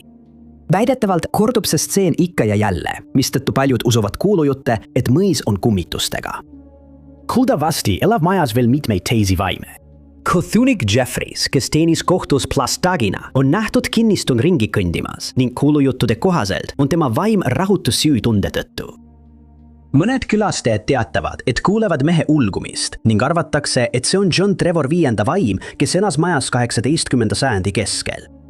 Mõnede arvates võib maja saarides ja territooriumil näha koguni 15 vaimu ning tänapäeval toimib see koht kummitusliku atraktsioonina neile, kes julgevad külastada. Sageli on teatatud, et sõja ajal nägid sõdurid ja tsiviilisikud taevas kummalisi tulesid, mida nad ei suutnud seletada. Kuid 2020 aastal Afganistani ja Pakistani piiril aset leidnud juhtum on jätnud ufoloogidele vähe kahtlust, et Afganistani sõja ajal viibis seal maaväline alus. USA sõjaväelased märkasid seda kummalist objekti ja suutsid sellest kaadrit jäädvustada, mis avalikustati 2025 aastal. Selle tegid avalikuks ajakirjanikud Jeremy Corbell ja George Knapp ning pärast seda on ka Kaitseministeerium juhtunu kohta avalduse teinud. Nad väitsid, et sellel kaadril nähtud objekt erineb varasemalt filmitud lendseadmetest. Tavaliselt olid need objektid pikliku tic-taci kujuga, kuid selles videos nähtud objektid olid klassikalised taldriku kujuga, mida tavaliselt filmides kujutatakse, kuigi sarnaseid objekte on ka varem avalikkuse poolt taevas nähtud. Seda kaadrit viitena kasutades tehti kindlaks, et lendseade oli 200-400 meetrit pikk.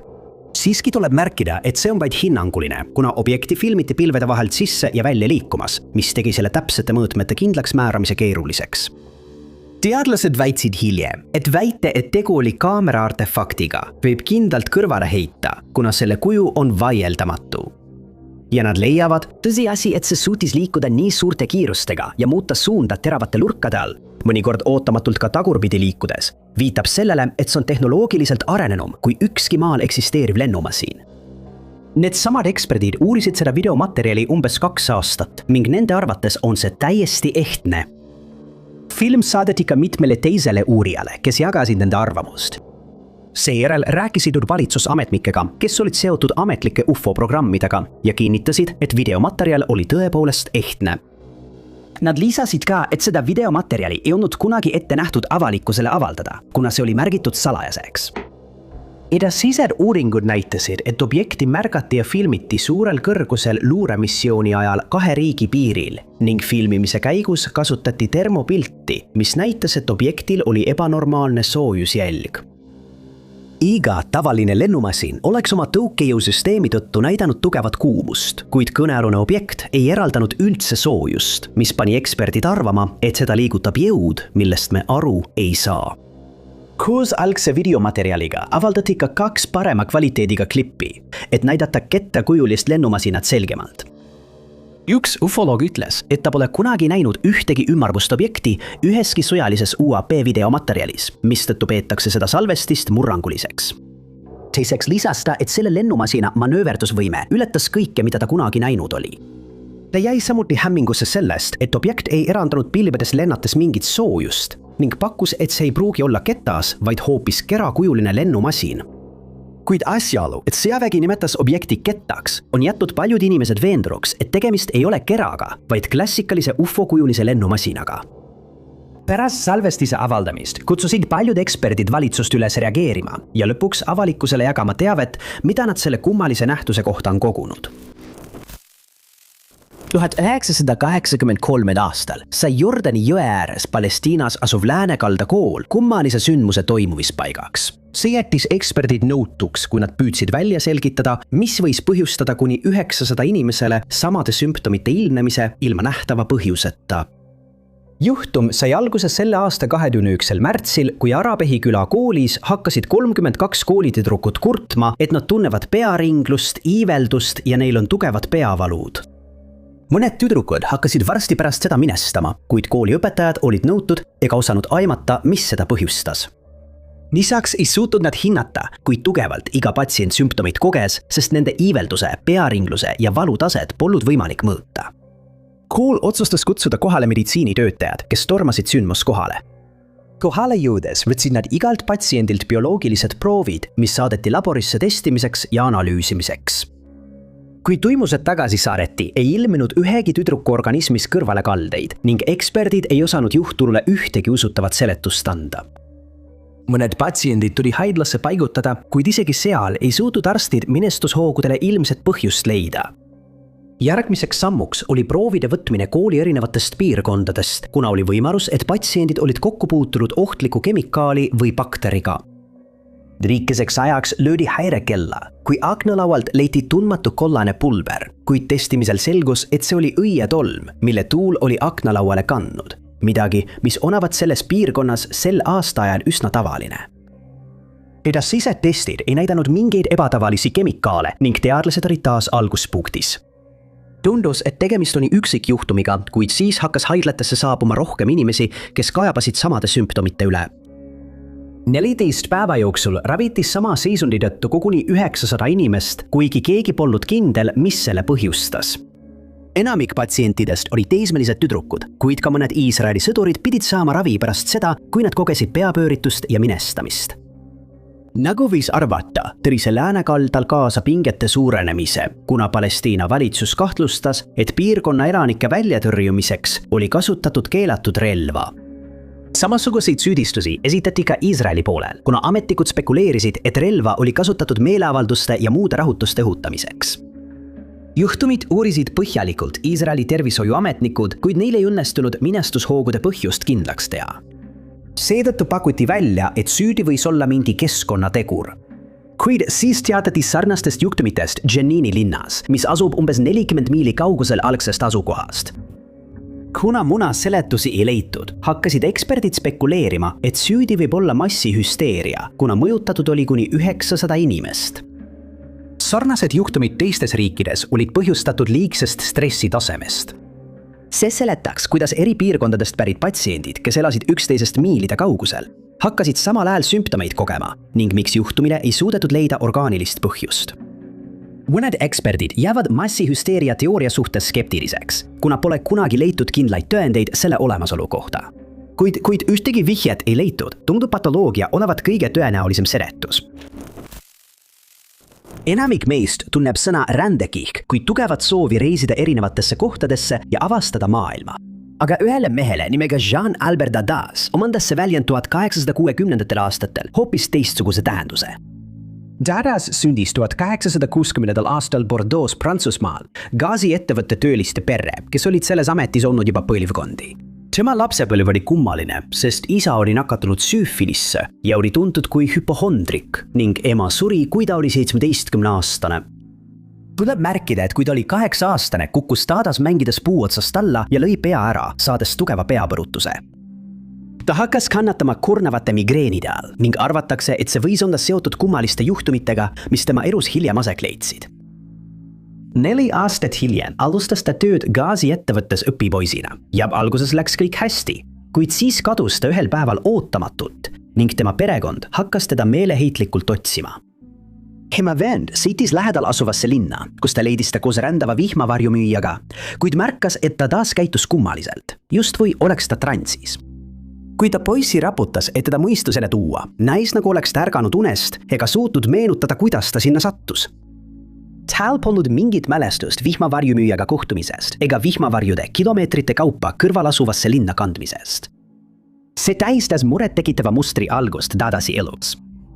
Tal tekkisid tihti mälulingad ning ta leidis end kodust kaugel, mäletamata, kuidas ta sinna oli jõudnud. Mõnel korral tuli ta mõistusele ja avastas, et oli rongile läinud ning teel linna, kus ta polnud kunagi varem käinud. Teistel juhtudel ärkas ta üles kas vangikongis või pargipingil, olles segaduses ja desorienteeritud.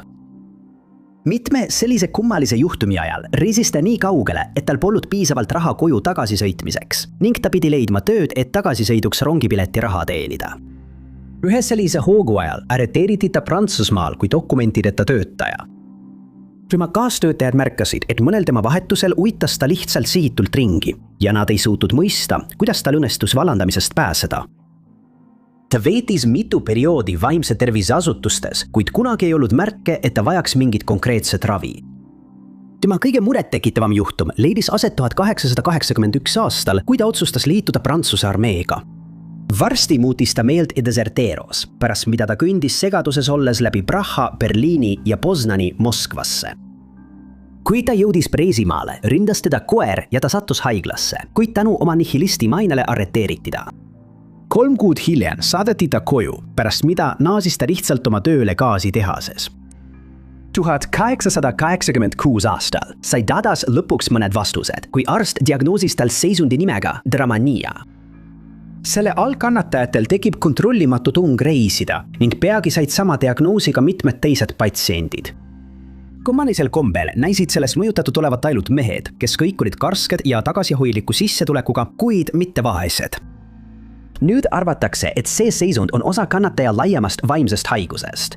Kuid sellest ei saada endiselt täielikult aru, hoolimata aastate pikkusest uurimistööst selle teema kohta. Kui me mõtleme müütilistele olenditele nimega Bansheed, kujutame tavaliselt ette hirmutavat olendit, kes karjub pimedast metsast ja jätab kõik kuulde kauguses olevad inimesed täiesti hirmuluks. Kuid 1801 aastal kohtas Sir Jonah Barrington, Iiri poliitik, seda, mida mõned inimesed kirjeldavad kui teistsugust tüüpi Bansheed. Ja neid sündmusi, mida ta oma mälestustes üksikasjalikult kirjeldas, pole kunagi suudetud seletada. Kuigi Barrington oli tuntud oma paljude seikluste ja kummaliste kohtumiste poolest, olid ühe konkreetse öö sündmused kahtlemata kõige veidramad. Ühel päeval aastal 1801, 29 aastat enne tema mälestuste avaldamist, reisisid tema ja ta abikaasa oma kodust Dunrennis Wicklow krahvkonnas De Deblini lossi ja seal sattusid nad kokku esimese parun Rossmori, Robert Cunninghamiga. Ta oli tuntud selle poolest, et korraldas oma Mount Kennedy mõisas uhkeid pidusid ja seekord nõudis ta, et Barringtonid osaleksid. Nad nõustusid ja sõitsid järgmisel päeval tema majja ning pärast korralikku õhtusööki ja jooke läks paar umbes südaööl magama. Nad suutsid magada umbes 2 tundi, kuid siis äratas Barringtoni üles kummaline heli, mida ta algul pidas tundmatust allikast kostvaks vaikseks muusikaks. Ta mõistis, et see ei kõla nagu muusikainstrument ega inimhääl ja heli oli alguses kuuldavaid lühikeste katkenditena. Äkitselt hakkas tema pulss kiirenema, kuigi ta ei osanud seletada miks. Allika otsimise ajal näis heli vaibuvat, kuni see oli vaevu kuuldav. Kuid siis, justkui crescendo ajal, muutus see järjest valjemaks ja toon kõlas peaaegu anuvana. Siiski ei suutnud ta aru saada, kust see tuleb ja otsustas oma naise üles säratada. Ka tema kuulis seda kohe, nii nad läksid suure akna juurde, mis avanes mõisahoovi aeda, et näha, kas nad märkavad midagi ebatavalist. Ja nad olid šokeeritud, kui mõistsid, et müra näis tulevad aknal olevast murulapist ja teenijad paluti asja uurima minna, kuid ta ehmus müra kuuldes nii väga, et keeldus. Heli jätkus umbes 30 minutit, kuid siis muutus see äkitselt. Barrington kirjutas, et murulapp näis ohkavat meeleheitest ning nad kuulsid samast kohast nutuhäält, enne kui hääl hakkas hüüdma, Rossmore. Ilma igasuguse hoiatuseta jäi hääl äkitselt vait ja kuigi nad olid hirmul, läks paarike tagasi voodisse. Kuid see polnud veel saladuse lõpp, sest nad ärkasid väga häirivate uudiste peale. Umbes kell 7 hommikul koputas üks teenijatest nende toa uksele ja närviline Barrington avas selle, mõeldes endiselt mõne tunni tagustele kummalistele sündmustele. Oma meelehärmiks ja segaduseks sai ta teada, et tema sõber, parun Rossmore, oli ootamatult ja seletamatult surnud umbes kell 2:30 öösel. Samal ajal kui kuuldus hääl, mis hüüdis tema nime. Kuna ta oli tol ajal heas tervises ja heas tujus, ei suudetud tema surma põhjust kunagi kindlaks teha, mistõttu mõned uskusid, et sel ööl kuuldud Banshee kas teadis tema peatset saatust või oli kuidagi selle eest vastutav, kuigi seda ei suudetud kunagi tõestada. Tavaliselt, kui keegi lausub kellegi vastu needuse, tehakse seda kiusu, kättemaksu või lihtsalt pahatahtlikkuse pärast. Aga mehe puhul, kelle nimi oli John Newton, tegi ta sarnase avalduse selleks, et tõestada oma süütust kuriteos, mida ta ei olnud toime pannud. Newton oli pärit Walesist, Ühendkuningriigist ja 1819. aastal reisis ta Montgomery linna, et asuda tööle taluvalitsejana lesknaise ja tema tütre juurde, kes elasid selles piirkonnas talus.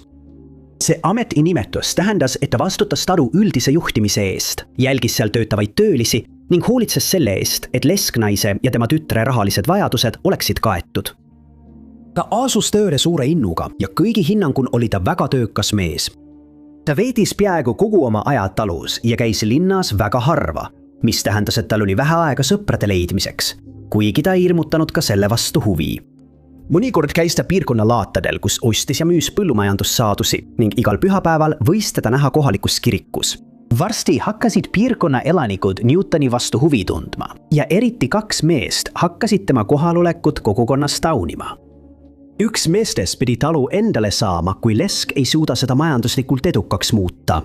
Kuid tema võimalused olid Newtoni töökuse ja majandusliku edu tõttu luhtunud. Teine mees oli armunud lesknaise tütresse ja kavatses talle abielu ettepaneku teha, kuid sai peagi teada, et tütar oli hoopis Newtonisse kiindunud. Mõlemad mehed hakkasid Newtoni vastu vimma kandma ja otsustasid, et peavad temast kuidagi lahti saama. Nad sepitsesid kurja plaani ja pöördusid politsei poole, esitades valeavalduse, milles väitsid, et Newton on maanteeröövel. Kuna mõlemad mehed olid oma kogukonnas lugupeetud liikmed, võttis politsei nende juttu tõde pähe ja varsti pärast seda võeti Newton vahi alla. Ta selgitas, et tal ei ole vaja selliseid kuritegusid toime panna, kuna tal läheb rahaliselt hästi, kuid tema palveid ei võetud kuulda.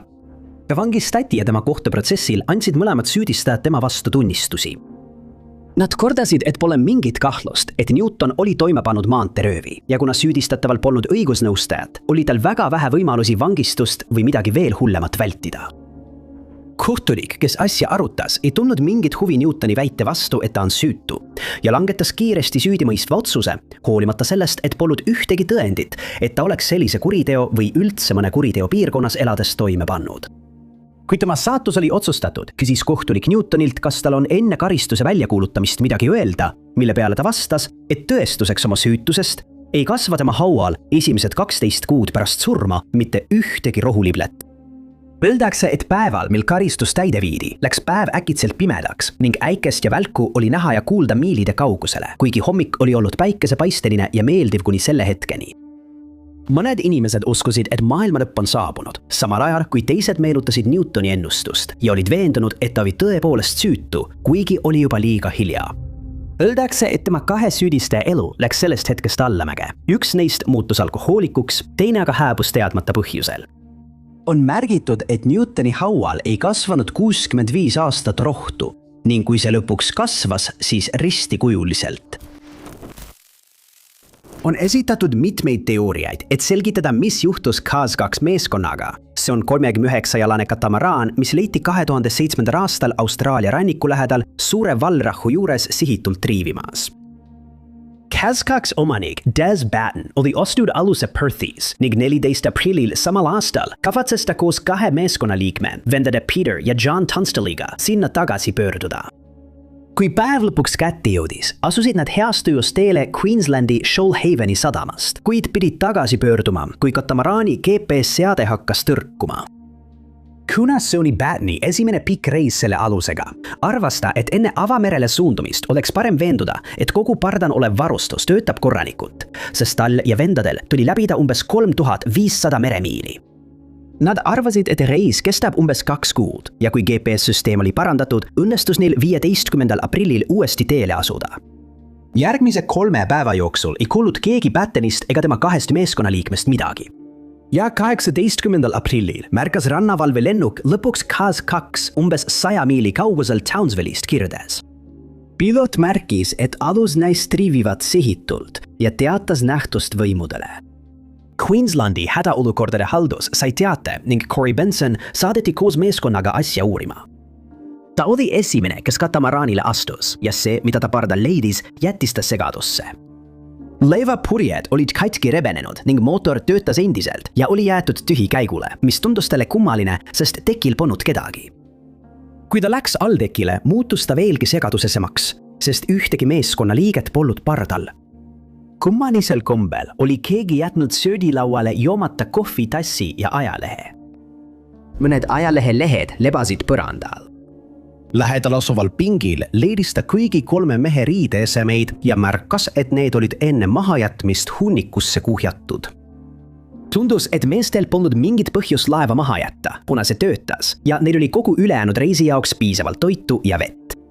Siis pakuti välja, et oli juhtunud ebatõenäoline vahejuhtum, mis viis 3 mehe kadumiseni.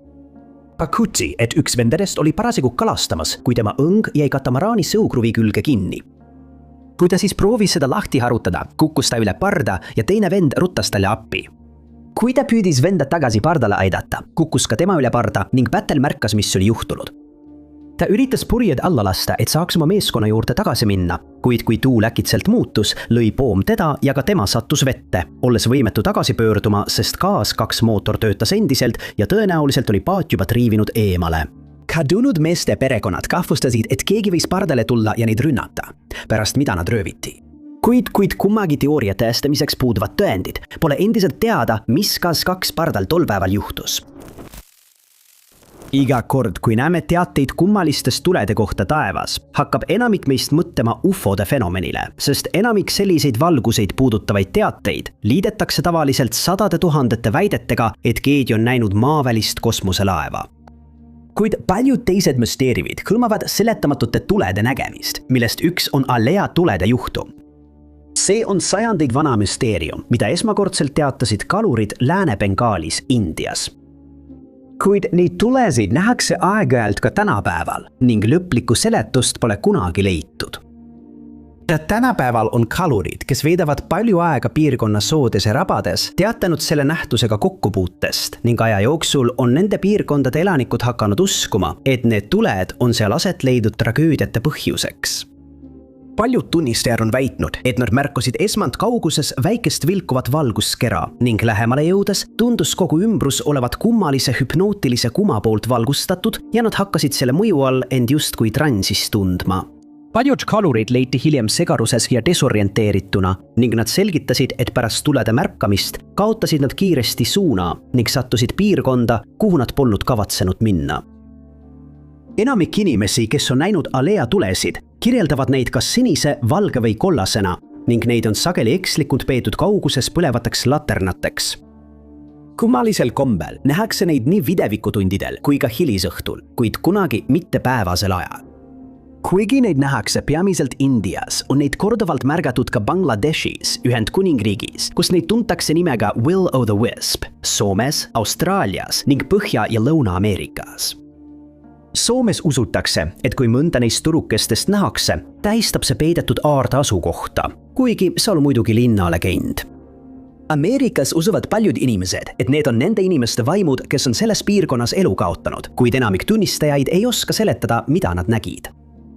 Kuigi kõik need teooriad on aastate jooksul, eriti internetis, populaarsust kogunud, on teadlased samuti püüdnud leida nähtustele mõistlikku seletust ning nad on pakkunud välja mõned usutavad, kuigi tõestamata teooriad. Kõige sagedamini pakutud teooria on, et tuled tekivad tänu soo- või metaanigaasile, kuna metaan tekitab oksüdeerudes valgust. Teised usuvad, et leegid tekivad gaasist, mis pääseb soode alt välja ning et tulesid nähakse ainult hämaras valguses tänu sellele, et tekkinud leek on peaaegu läbipaistev. Siis on veel teooria, et tuled on aeroobse lagunemise tulemus, mis tähendab, et orgaaniline aine, näiteks sootaimestik, hakkab lagunema. Taimed vajuvad soo põhja, kus need kattuvad mullaga ja lagunevad veelgi kiiremini. Mõnel juhul on tulemuseks gaaside segu, mis sisaldab fosforit, mis seletaks ka kirjeldatud värve, kuna valgus tekib siis, kui metaan seguneb fosforiga, mis võib samuti iseeneslikult süttida ilma abita. Praegu ei ole Alea tuled lõplikult seletatud ning enne kui me suudame täielikult mõista, mis seda nähtust põhjustab, on vaja rohkem uurimistööd.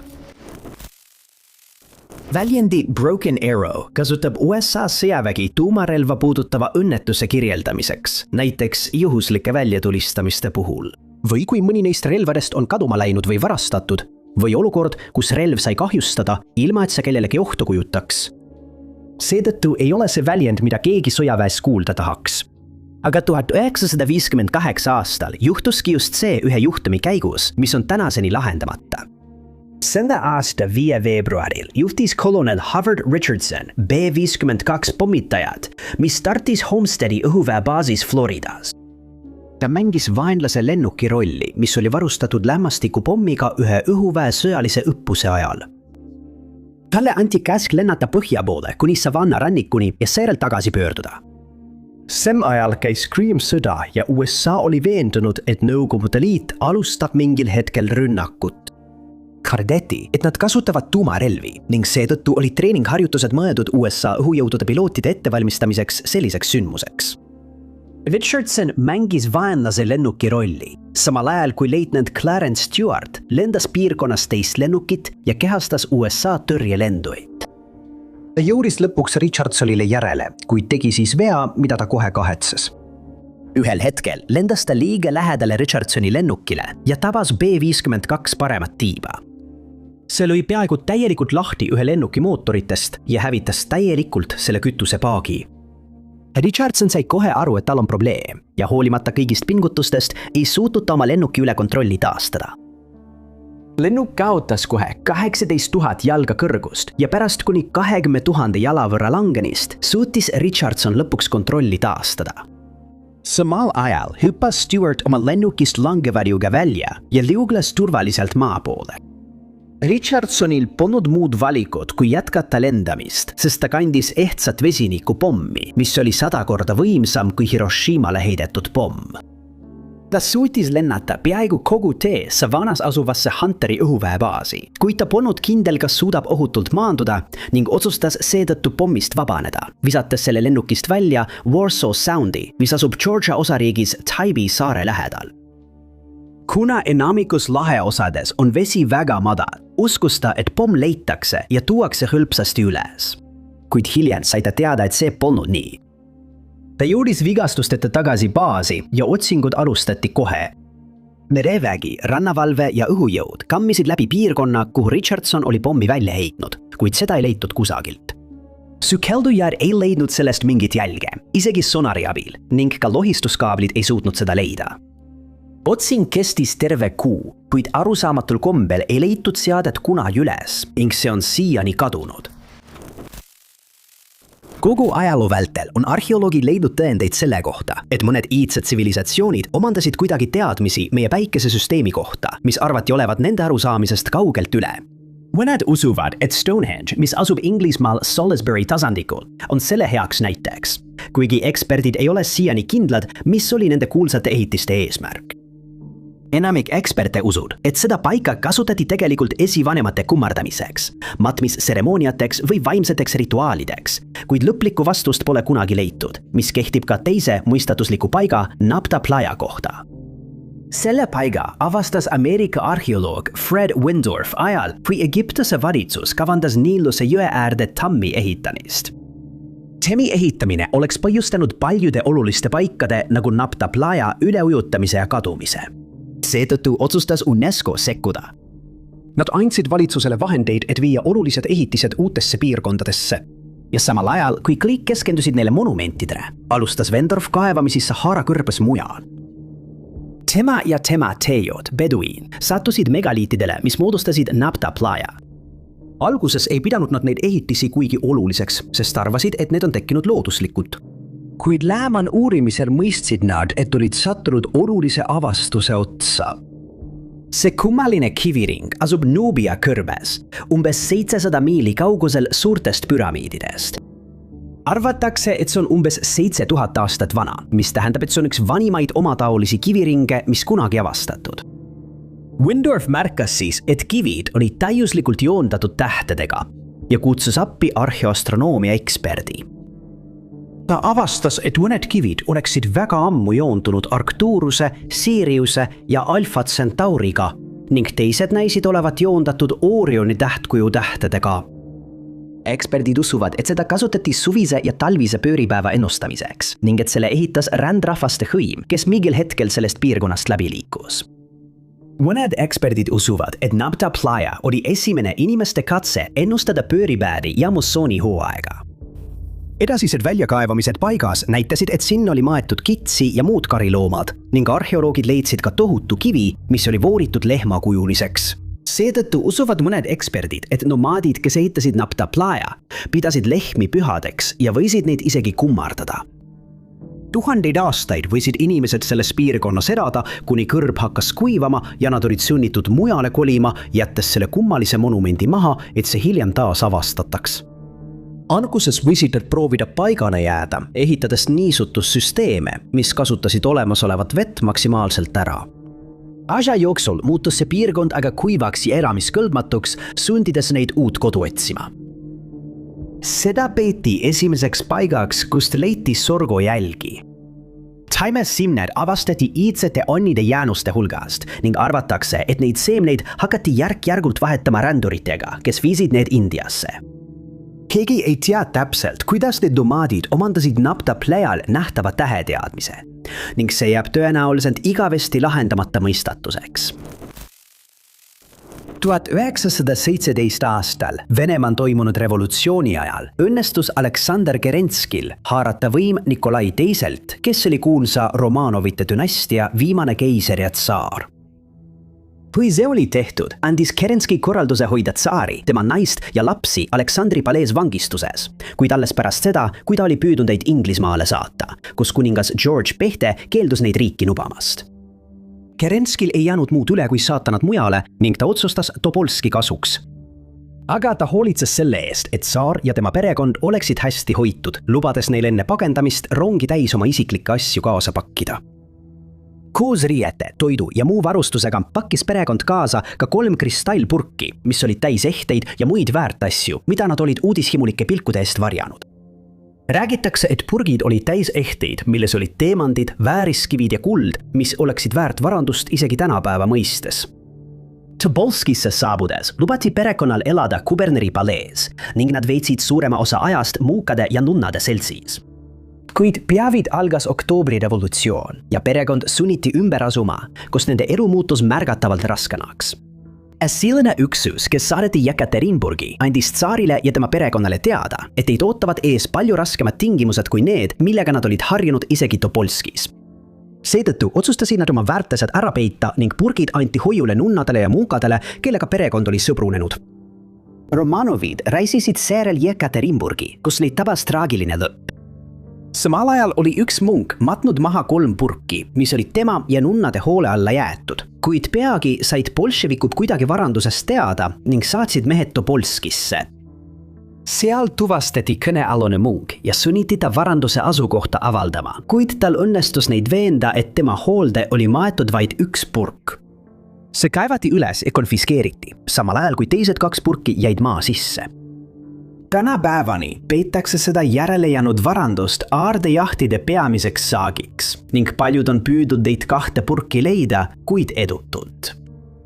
Aga see pole kogu tsaari kadunud varandus.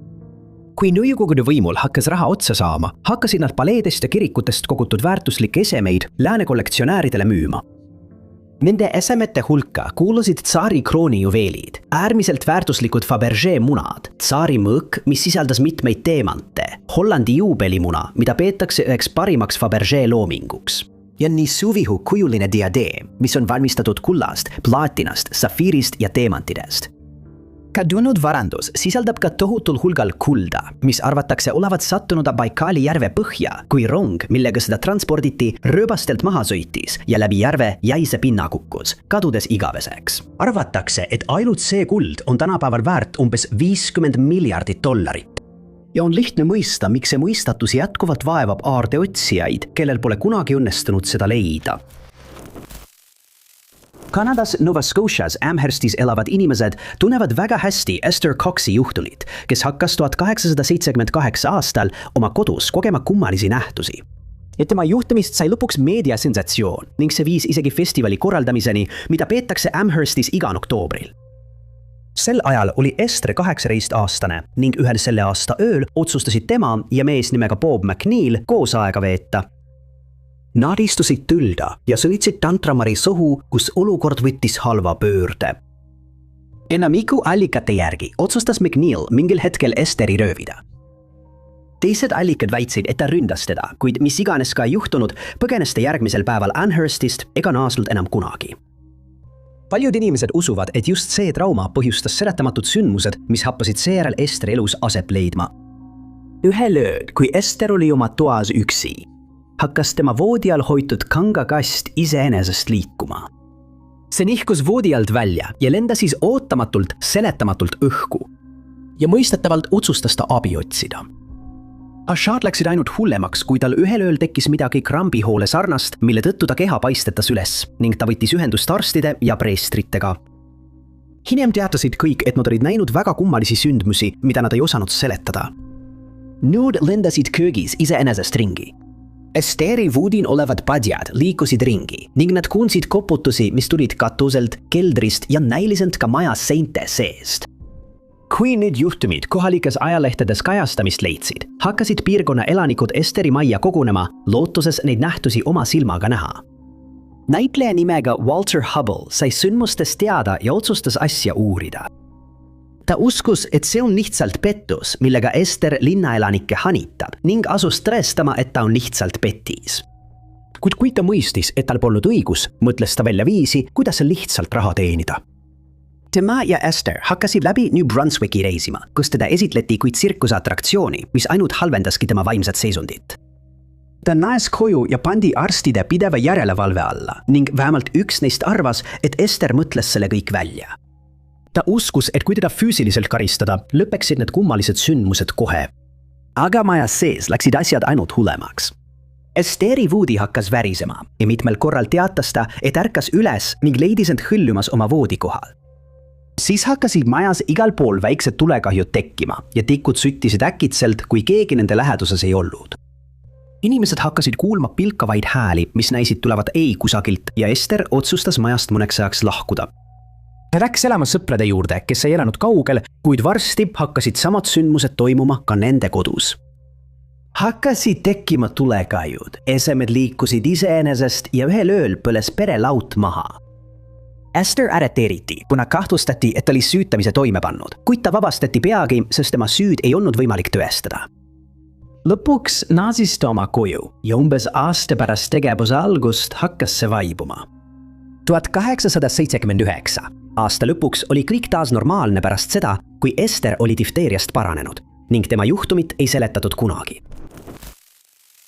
Subleti kaevanduse aardemüsteerium sai alguse kindral Lew Wallace'ist, kes oli Uus-Mehhiko territooriumi kuberner aastatel 1878–1881.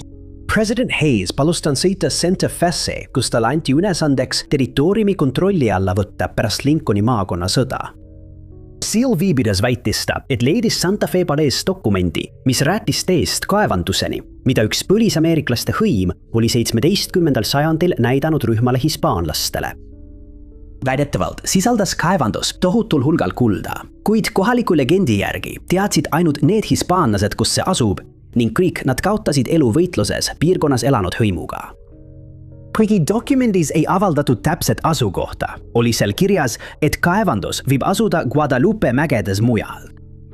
1900 hakkasid paljud inimesed selles piirkonnas kaevandust otsima, kuid keegi ei olnud edukas. Apachide pealik Geronimo kinnitas kaevanduse olemasolu, öeldes, et see oli tõenäoliselt läänemaailma rikkain kullakaevandus. Ühel korral sattus mägede lähedale ranchosse kolinud perekond kokku ühe Apache hõimuliikmega, kes seisis jootmiskoha kõrval. Niipea, kui ta neid märkas, hüppas ta hobuse selga ja põgenes. Ja kui perekond asja uurima läks, leidsid nad jootmiskoha kõrvalt kullatükki. See juhtum ainult tugevdas kuulujuttu kaevanduse olemasolust ja veelgi rohkem inimesi hakkas seda otsima. Üks mees, kes otsingutega liitus, oli Ben Sublett. Ta oli läänes aastaid kulda otsinud pärast oma naise surma, kuna tema katsed ülejäänud perekonda toetada olid ebaõnnestunud. Alguses ei leidnud ta mägedest midagi ja lõpuks kolis ta Texase Odessasse. Siin teda alguses pilgati, sest ta oli alati kaevanduse otsingul. Aga siis tema õnn pöördus äkitselt paremuse poole. Ühel ööl saabus ta tagasi linna ja teatas, et ostab kõigile kohalikus baaris joogiringi välja. Tunnistajad väitsid, et sellest päevast alates oli tal alati kulda kaasas ja kui tal hakkas kuld otsa saama, kadus ta mõneks päevaks mägedesse, et siis naasta värske kullavaruga. Iga kord oli tal kaasas umbes $1000 väärtuses kulda, mis oli tol ajal väike varandus. Enamik inimesi pidi selle summa teenimiseks 3 aastat tööd tegema, kuid Sublett teenis selle mõne päevaga. Mitmel korral üritasid inimesed teda tema salajasse kohta järitada, kuid ta suutis nad alati kuidagi maha raputada ja ilmus mõne päeva pärast taas linna. On arvatud, et oma pikematel reisidel, mis kestsid 1 või 2, käis ta kulda otsimas ja mattis siis oma varanduse kuhugi linna lähedale maha. Iga kord, kui tal raha otsa sai, külastas ta peidukohta ja kui varu hakkas otsa saama, tõi ta lihtsalt kaevandusest jälle juurde. Ühel korral maksis pankur ühele mehele, et see jälgiks Subletti ja vaataks, kuhu ta oma kulla peidab, kuid mees tuli tagasi teatega, et ta ei suutnud tal silma peal hoida. Sublett Surrey 1892 aastal võttes kaevanduse asukoha saladuse endaga hauda kaasa. Ja tänase päevani pole seda enam kunagi leitud. On tähelepanuväärne, kui paljud kummitavate majade lood algavad sellega, et pere kolib majja, mida nad peavad oma unistuste koduks. Ja Ed ja Mary Woodsy kummaline juhtum pole kindlasti erand. Paar kolis 1994 aasta detsembris koos oma 2 tütrega uude majja Vancouveris 37. tänaval. Alguses nautisid nad uues kodus elamist, kuid umbes 7 kuud pärast saabumist algas õudus unenägu. Mary oli esimene, kes märkas majas toimuvaid kummalisi asju. Ta rääkis Edile, et oli kuulnud öösel muusikakaste mängimas ning kui ta asja uurima läks, viis Heli teda Edi kabinetti. Kuid ta sisse läks, lakkas muusik järsku mängimast ja ta ei suutnud muusikakasti üles leida. Ta kuulis sama laulu veel mitmel korral, kuid ei suutnud kunagi selle allikat leida. Siis ühel päeval, kui Ed oli oma kabinetis ja uks oli suletud, märkas ta, et keegi mängis ukse käepidemega. Ta arvas, et see on üks tema tütardest, kes üritab talle vingerpussi mängida ja otsustas talle vastu nalja teha. Ta lähenes vaikselt uksele ja tõmbas selle järsku lahti, olles täiesti kindel, et näeb teisel pool ehmunud tütart. Aga kui uks avanes, polnud seal kedagi. Ta läks kohe iga magamistoa juurde majas ja leidis, et Mary ja 2 tüdrukut magasid kõik sügaval. Ta oli kindel, et pidi olema ratsionaalne seletus, nii et tema ja Mary võtsid ühendust seismoloogiga, kes kinnitas, et sel ööl polnud mingit seismilist aktiivsust. Nad jäid ilma selgituseta, kuid see oli alles perekonna probleemide algus. Ühel ööl ehmas Mary väga, kui ta nägi majas seisvat naise kuju, kellel oli öösärk seljas ja rätik peas ning kes näis olevat teadmatuses, kus ta viibib. Ta tegi veidi uurimistööd ja sai teada, et see naine oli aastaid varem selles majas elanud ning suri hiljem vähki. Hiljem selgus, et selle naise 2 tütart magasid kunagi samas toas koos Ed ja Mary ning nad uskusid, et naine oli neid vaatamas, kui teda märgati. Hiljem võttis Maarjaga ühendust naine, kes oli endise elaniku sõber ja ta lisas, et tema ja Maarja nägid välja nagu kaksikud. Ta arvas, et just sellepärast tõmbas selle naise vaim tema ja tema 2 tütre poole. Mitte kaua pärast seda nägemust oli Edil ka oma kogemus. Ta rääkis Maryle, et ühel ööl, kui ta astus maja elutuppa, ehmus ta, kui nägi seal seisvat meest. Ta kirjandas teda kui jõelaevade hasartmänguri moodi riietatud meest, kellel oli paks vunts. Edi jäi paigale tardulul seisma ja märkas, et kuju ei liikunud üldse. Lõpuks mees lihtsalt kadus, justkui poleks teda kunagi seal olnudki. Ühel korral vaatas Mary koos ühe oma tütardest televiisorit kui ta kuulis tütrekest itsitamas ning ta tõstis pilgu, et näha miks. Kuid oma üllatuseks nägi ta, et tütar magas sügavalt ning taipas, et heli tuli hoopis mujalt. Pärast seda nägid nii tema kui Ed sageli väikest tüdrukut mööda maja ringi jooksmas ning nad ütlesid, et tüdruk hakkas alati itsitama, kui teda märgati. Üks hirmutavamaid ja korduvaid sündmusi, mida pere koges, oli see, kui keegi neist oli duši all. Nähtamatu käsi puudutas neid või üritas neid kallistada ning see juhtus ühel korral ka tema pojaga, kui ta külas oli. Niile sündmustele järgnes mööbli iseeneslik liikumine ja esemete seletamatu hõljumine õhus. Paranormaalsete nähtuse ekspert uuris seda ja jõudis järeldusele, et nendele sündmustele pole looduslikku seletust ning neid pole kunagi suudetud selgitada. Kui rääkida mõõkade sepistamisest, kinnitab iga pädev sepp, et mida suurem on terases süsinikusisaldus, seda tugevamaks muutub relv pärast karastamist. Tänapäeval on seda tüüpi teras tavaline ning enamik kvaliteetseid mõõku valmistatakse kõrge süsinikusisaldusega materjalidest. Aga ajal, mil viikingid maailmas ringi rändasid, oli süsinikteras väga haruldane, kui mitte võimatu hankida, mis muudab Ulfberti mõõkade saladuse eriti mõistatuslikuks. Aastate jooksul on arheoloogid Euroopas leidnud 10 neid mõõku, kuid eksperdid pole saladuse lahendamisele, kuidas neid valmistati, sugugi lähemale jõudnud. Teras, mida kasutati nende terade sepistamiseks, on suurepärase kvaliteediga, mis ei oleks tol ajal pidanud võimalik olema. Iga relv on märgistatud kaubamärgiga Ulfbert ja 2 ristiga. Ja kuigi on tehtud palju võltsinguid, suudab tõeline asjatundja hõlpsasti eristada ehtsat eset võltsingust.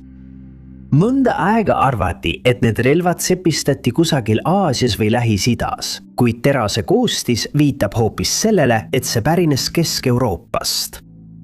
Mõõgad on dateeritud umbes ajavahemikku 800 kuni 1000 Pierre-Crusse, umbes samasse aega, kui Lähis-Idas toodeti Damaskuse terast. Kuigi mõlemad terasetüübid sisaldavad palju süsinikku, arvatakse, et nende valmistajad ei vahetanud kunagi kogemusi ega kohtunud omavahel. Kui võrrelda neid tolle aja teiste mõõkadega, siis Ulfberti mõõkadel on süsinikusisaldus umbes 3 korda kõrgem kui keskmiselt. Need olid ka palju kergemad kui tolle aja tavalised mõõgad ning andsid igale sõdalasele lahingus eelise, kui ta oskas neid õigesti kasutada. Lisaks on Ulfberti mõõkades räbu või lisandite puudumine jätnud ajaroolased nõutuks. Mõnda aega arvati, et protsessid, mis on vajalikud räbu eemaldamiseks terasest, tekkisid alles tööstusrevolutsiooni ajal, kuid kuidagi suutsid viikingid selle oskuse sajandeid varem omandada. Ühel hetkel otsustas asjatundlik mõõgasepp nimega Richard Ferrer sepistada ühe neist teradest kaasaegsete masinate ja tehnikate abil ning hiljem väitis ta, et see oli kõige keerulisem tera, mida ta kunagi loonud oli. On hiljem välja pakutud, et viikingitest sepad olid ka alkeelikud, sest nad suutsid kuidagi lisada kõrge süsinikusisaldusega materjale terasesse, millest neid mõõku valmistati. Midagi, mis oleks tol ajal pidanud olema võimatu, kuna sepikolle, mida kasutati, oleks pidanud kuumenema vähemalt 3000 Fahrenheiti kraadini. Kui materjal molekulaarsel tasandil kokku sepistati, tekkisid karbiid-nanotorud, mis muutsid mõõgad tugevamaks kui ükski teine tolle aja mõõk, tänu lisatud süsinikule. Nüüd on kindel, et Ulfberti mõõkade valmistamiseks kasutatud teras ei pärinenud idast, kuna selles on leitud mangaani ning kaitserauad olid valmistatud arseeni sisaldavast rauast. Ja arvatakse, et need pärinesid kusagilt mujalt Euroopast. On oletatud, et need sepikojad asusid Saksamaa Taunuse piirkonnas. Ja on teada, et selles piirkonnas tol ajal elanud mungad valmistasid samuti terasid, kuid nende ülestähendustes ei mainita Ulfberti mõõku ning saladus, kuidas neid valmistati, on endiselt lahendamata. Tänapäeval ei mõtle me lambipirnidele enne, kui peame ühe välja vahetama ning need on meie igapäevaelus tavalised esemed. Kuid 2000 aastat tagasi ei olnud selline leiutis kellelgi isegi mõttesse tulnud. Või nii arvati, kuni avastati Dendera seinamaaling. Dendera Complex asub umbes 40 miili kaugusel Luxorist Egiptuses ning on siiani üks paremini säilinud muistseid Egiptuse pühamukohti, mis kunagi avastatud. Selle tempel ehitati Ptolemaioste ja Rooma perioodil viljakuse, emaduse, rõõmu, muusika ja ilu jumalanna Hathori auks. Selle templi all on arheoloogid avastanud 3 kivist reljeefi, millest ühel on kujutis millestki, mida keegi pole siiani suutnud seletada.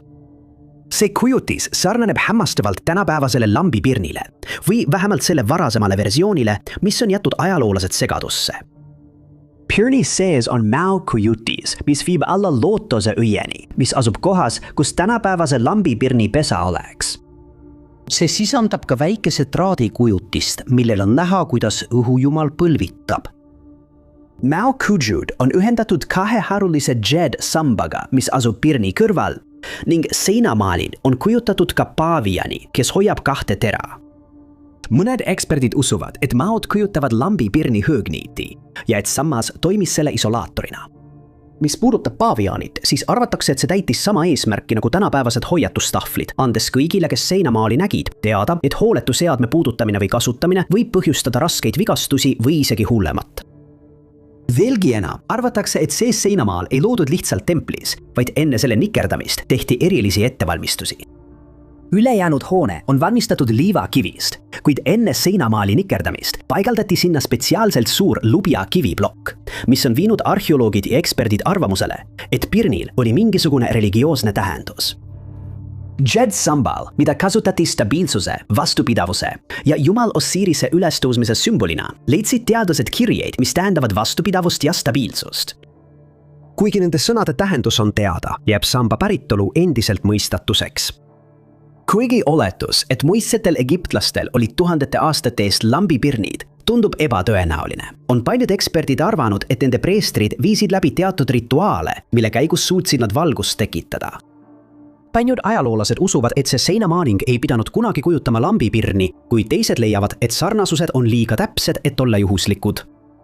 Nad väidavad, et muistsed egiptlased avastasid kuidagi tehisvalguse saladuse ja see teadmine kadus aja jooksul. Tuletorni vahtide elu 20. sajandi alguses oli väga erinev tänapäevasest, eriti kui tuletorn asus merel, nagu see oli Šotimaal Flannani saartel asuva Eileen Moori tuletorni puhul. Tollal oli tuletornis korraga 3 tuletorni vahti.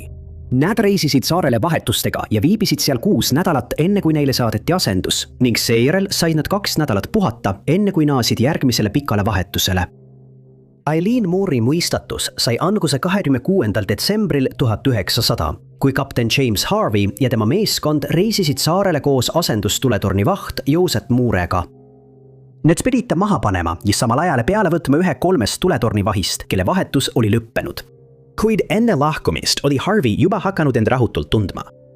Juba kaugelt paistis tuletorn täiesti mahajäetuna ja ta ei näinud saare kaldal kedagi neid ootamas, nagu tavaliselt oli kombeks. Kui nad kohale jõudsid, andis Harvey signaali, et majakavahi tähelepanu äratada, kuid keegi ei tulnud neid tervitama. Seejärel käskis ta Moorel saarele sõuda ja teatada, mida ta seal leiab. Kui ta oli maale jõudnud, pidi ta ronima pika kivitrepi üles, et jõuda tuletorni jalamile.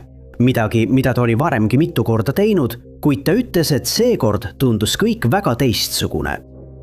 Niipea, kui ta hakkas trepist üles ronima, haaras teda hirmutunne ja kui ta jõudis hooneni, oli ta üllatunud nähes, et uks oli lahti. Ta astus sisse eesruumi ja märkas kohe, et 3 tuletornivahi ülikangast mantlit puudusid nende tavapäraselt kohalt. Köögis leidis ta külili oleva tooli ja pooleldi söödud toidu. Talle tundus, nagu oleks keegi õhtust söönud, kuid pidanud mingil teadmata põhjusel järsku püsti hüppama, lüües tooli ümber. Teda üllatas ka see, et köögiseinale rippuv kell enam ei töötanud, mis oli väga kummaline, sest tuletorni vahid pidid selle abil jälgima, kui kaua nad seal olnud oli. Ülejäänud tuletorn otsiti läbi, kuid 3 mehest ei leitud ühtegi jälge. Moore teatas sellest Harveyle, kes andis siis käsu kogu saar läbi otsida. Tema meeskond kammis läbi iga saare ruutmeetri, kuid kadunud meestest ei leitud ühtegi jälge. Harvey teatas juhtunust kohe Põhja-tuletorni nõukogu peakorterisse telegrammi teel ning märkis, et tema arvates olid 3 majakavahti olnud kadunud umbes 2 nädalat. Ta lisas, et tõenäoliselt sattusid nad tohutusse torm ning pühiti saarelt merre, kust neid enam kunagi ei leitud. Või juhtus õnnetus, kui nad üritasid kaljude lähedal kraanat kinnitada. Ta käskis 3 mehel, sealhulgas Mooril, jääda saarele ja hoida tuletorni tuld põlemas, kuni Robert Muirhead, Põhja-tuletorni nõukogu juht, saab saarele tulla. Ta tundis neid 3 meest isiklikult, sest oli nad ise tööle võtnud. Ta leidis logiraamatu, mis kirjeldas saarel enneolematult tugevaid tuuli. See kirjeldas ka, et vanem majakavaat oli ebatavaliselt vaikne ja tema abiline oli nutnud. Ükski neist asjadest ei saanud kunagi seletust ja Eileen Moore'i mõistatus pole siiani lahendatud. Suur tänu, et vaatasite! Kui sulle see video meeldis, siis kindlasti vajuta meeldib nuppu. Ära unusta aga tellida ja vajuta teavituskella, et olla kursis Kriigi meie tulevaste üleslaadimistega. Minu nimi on Top 5 Unknowns ja kohtume järgmises videos.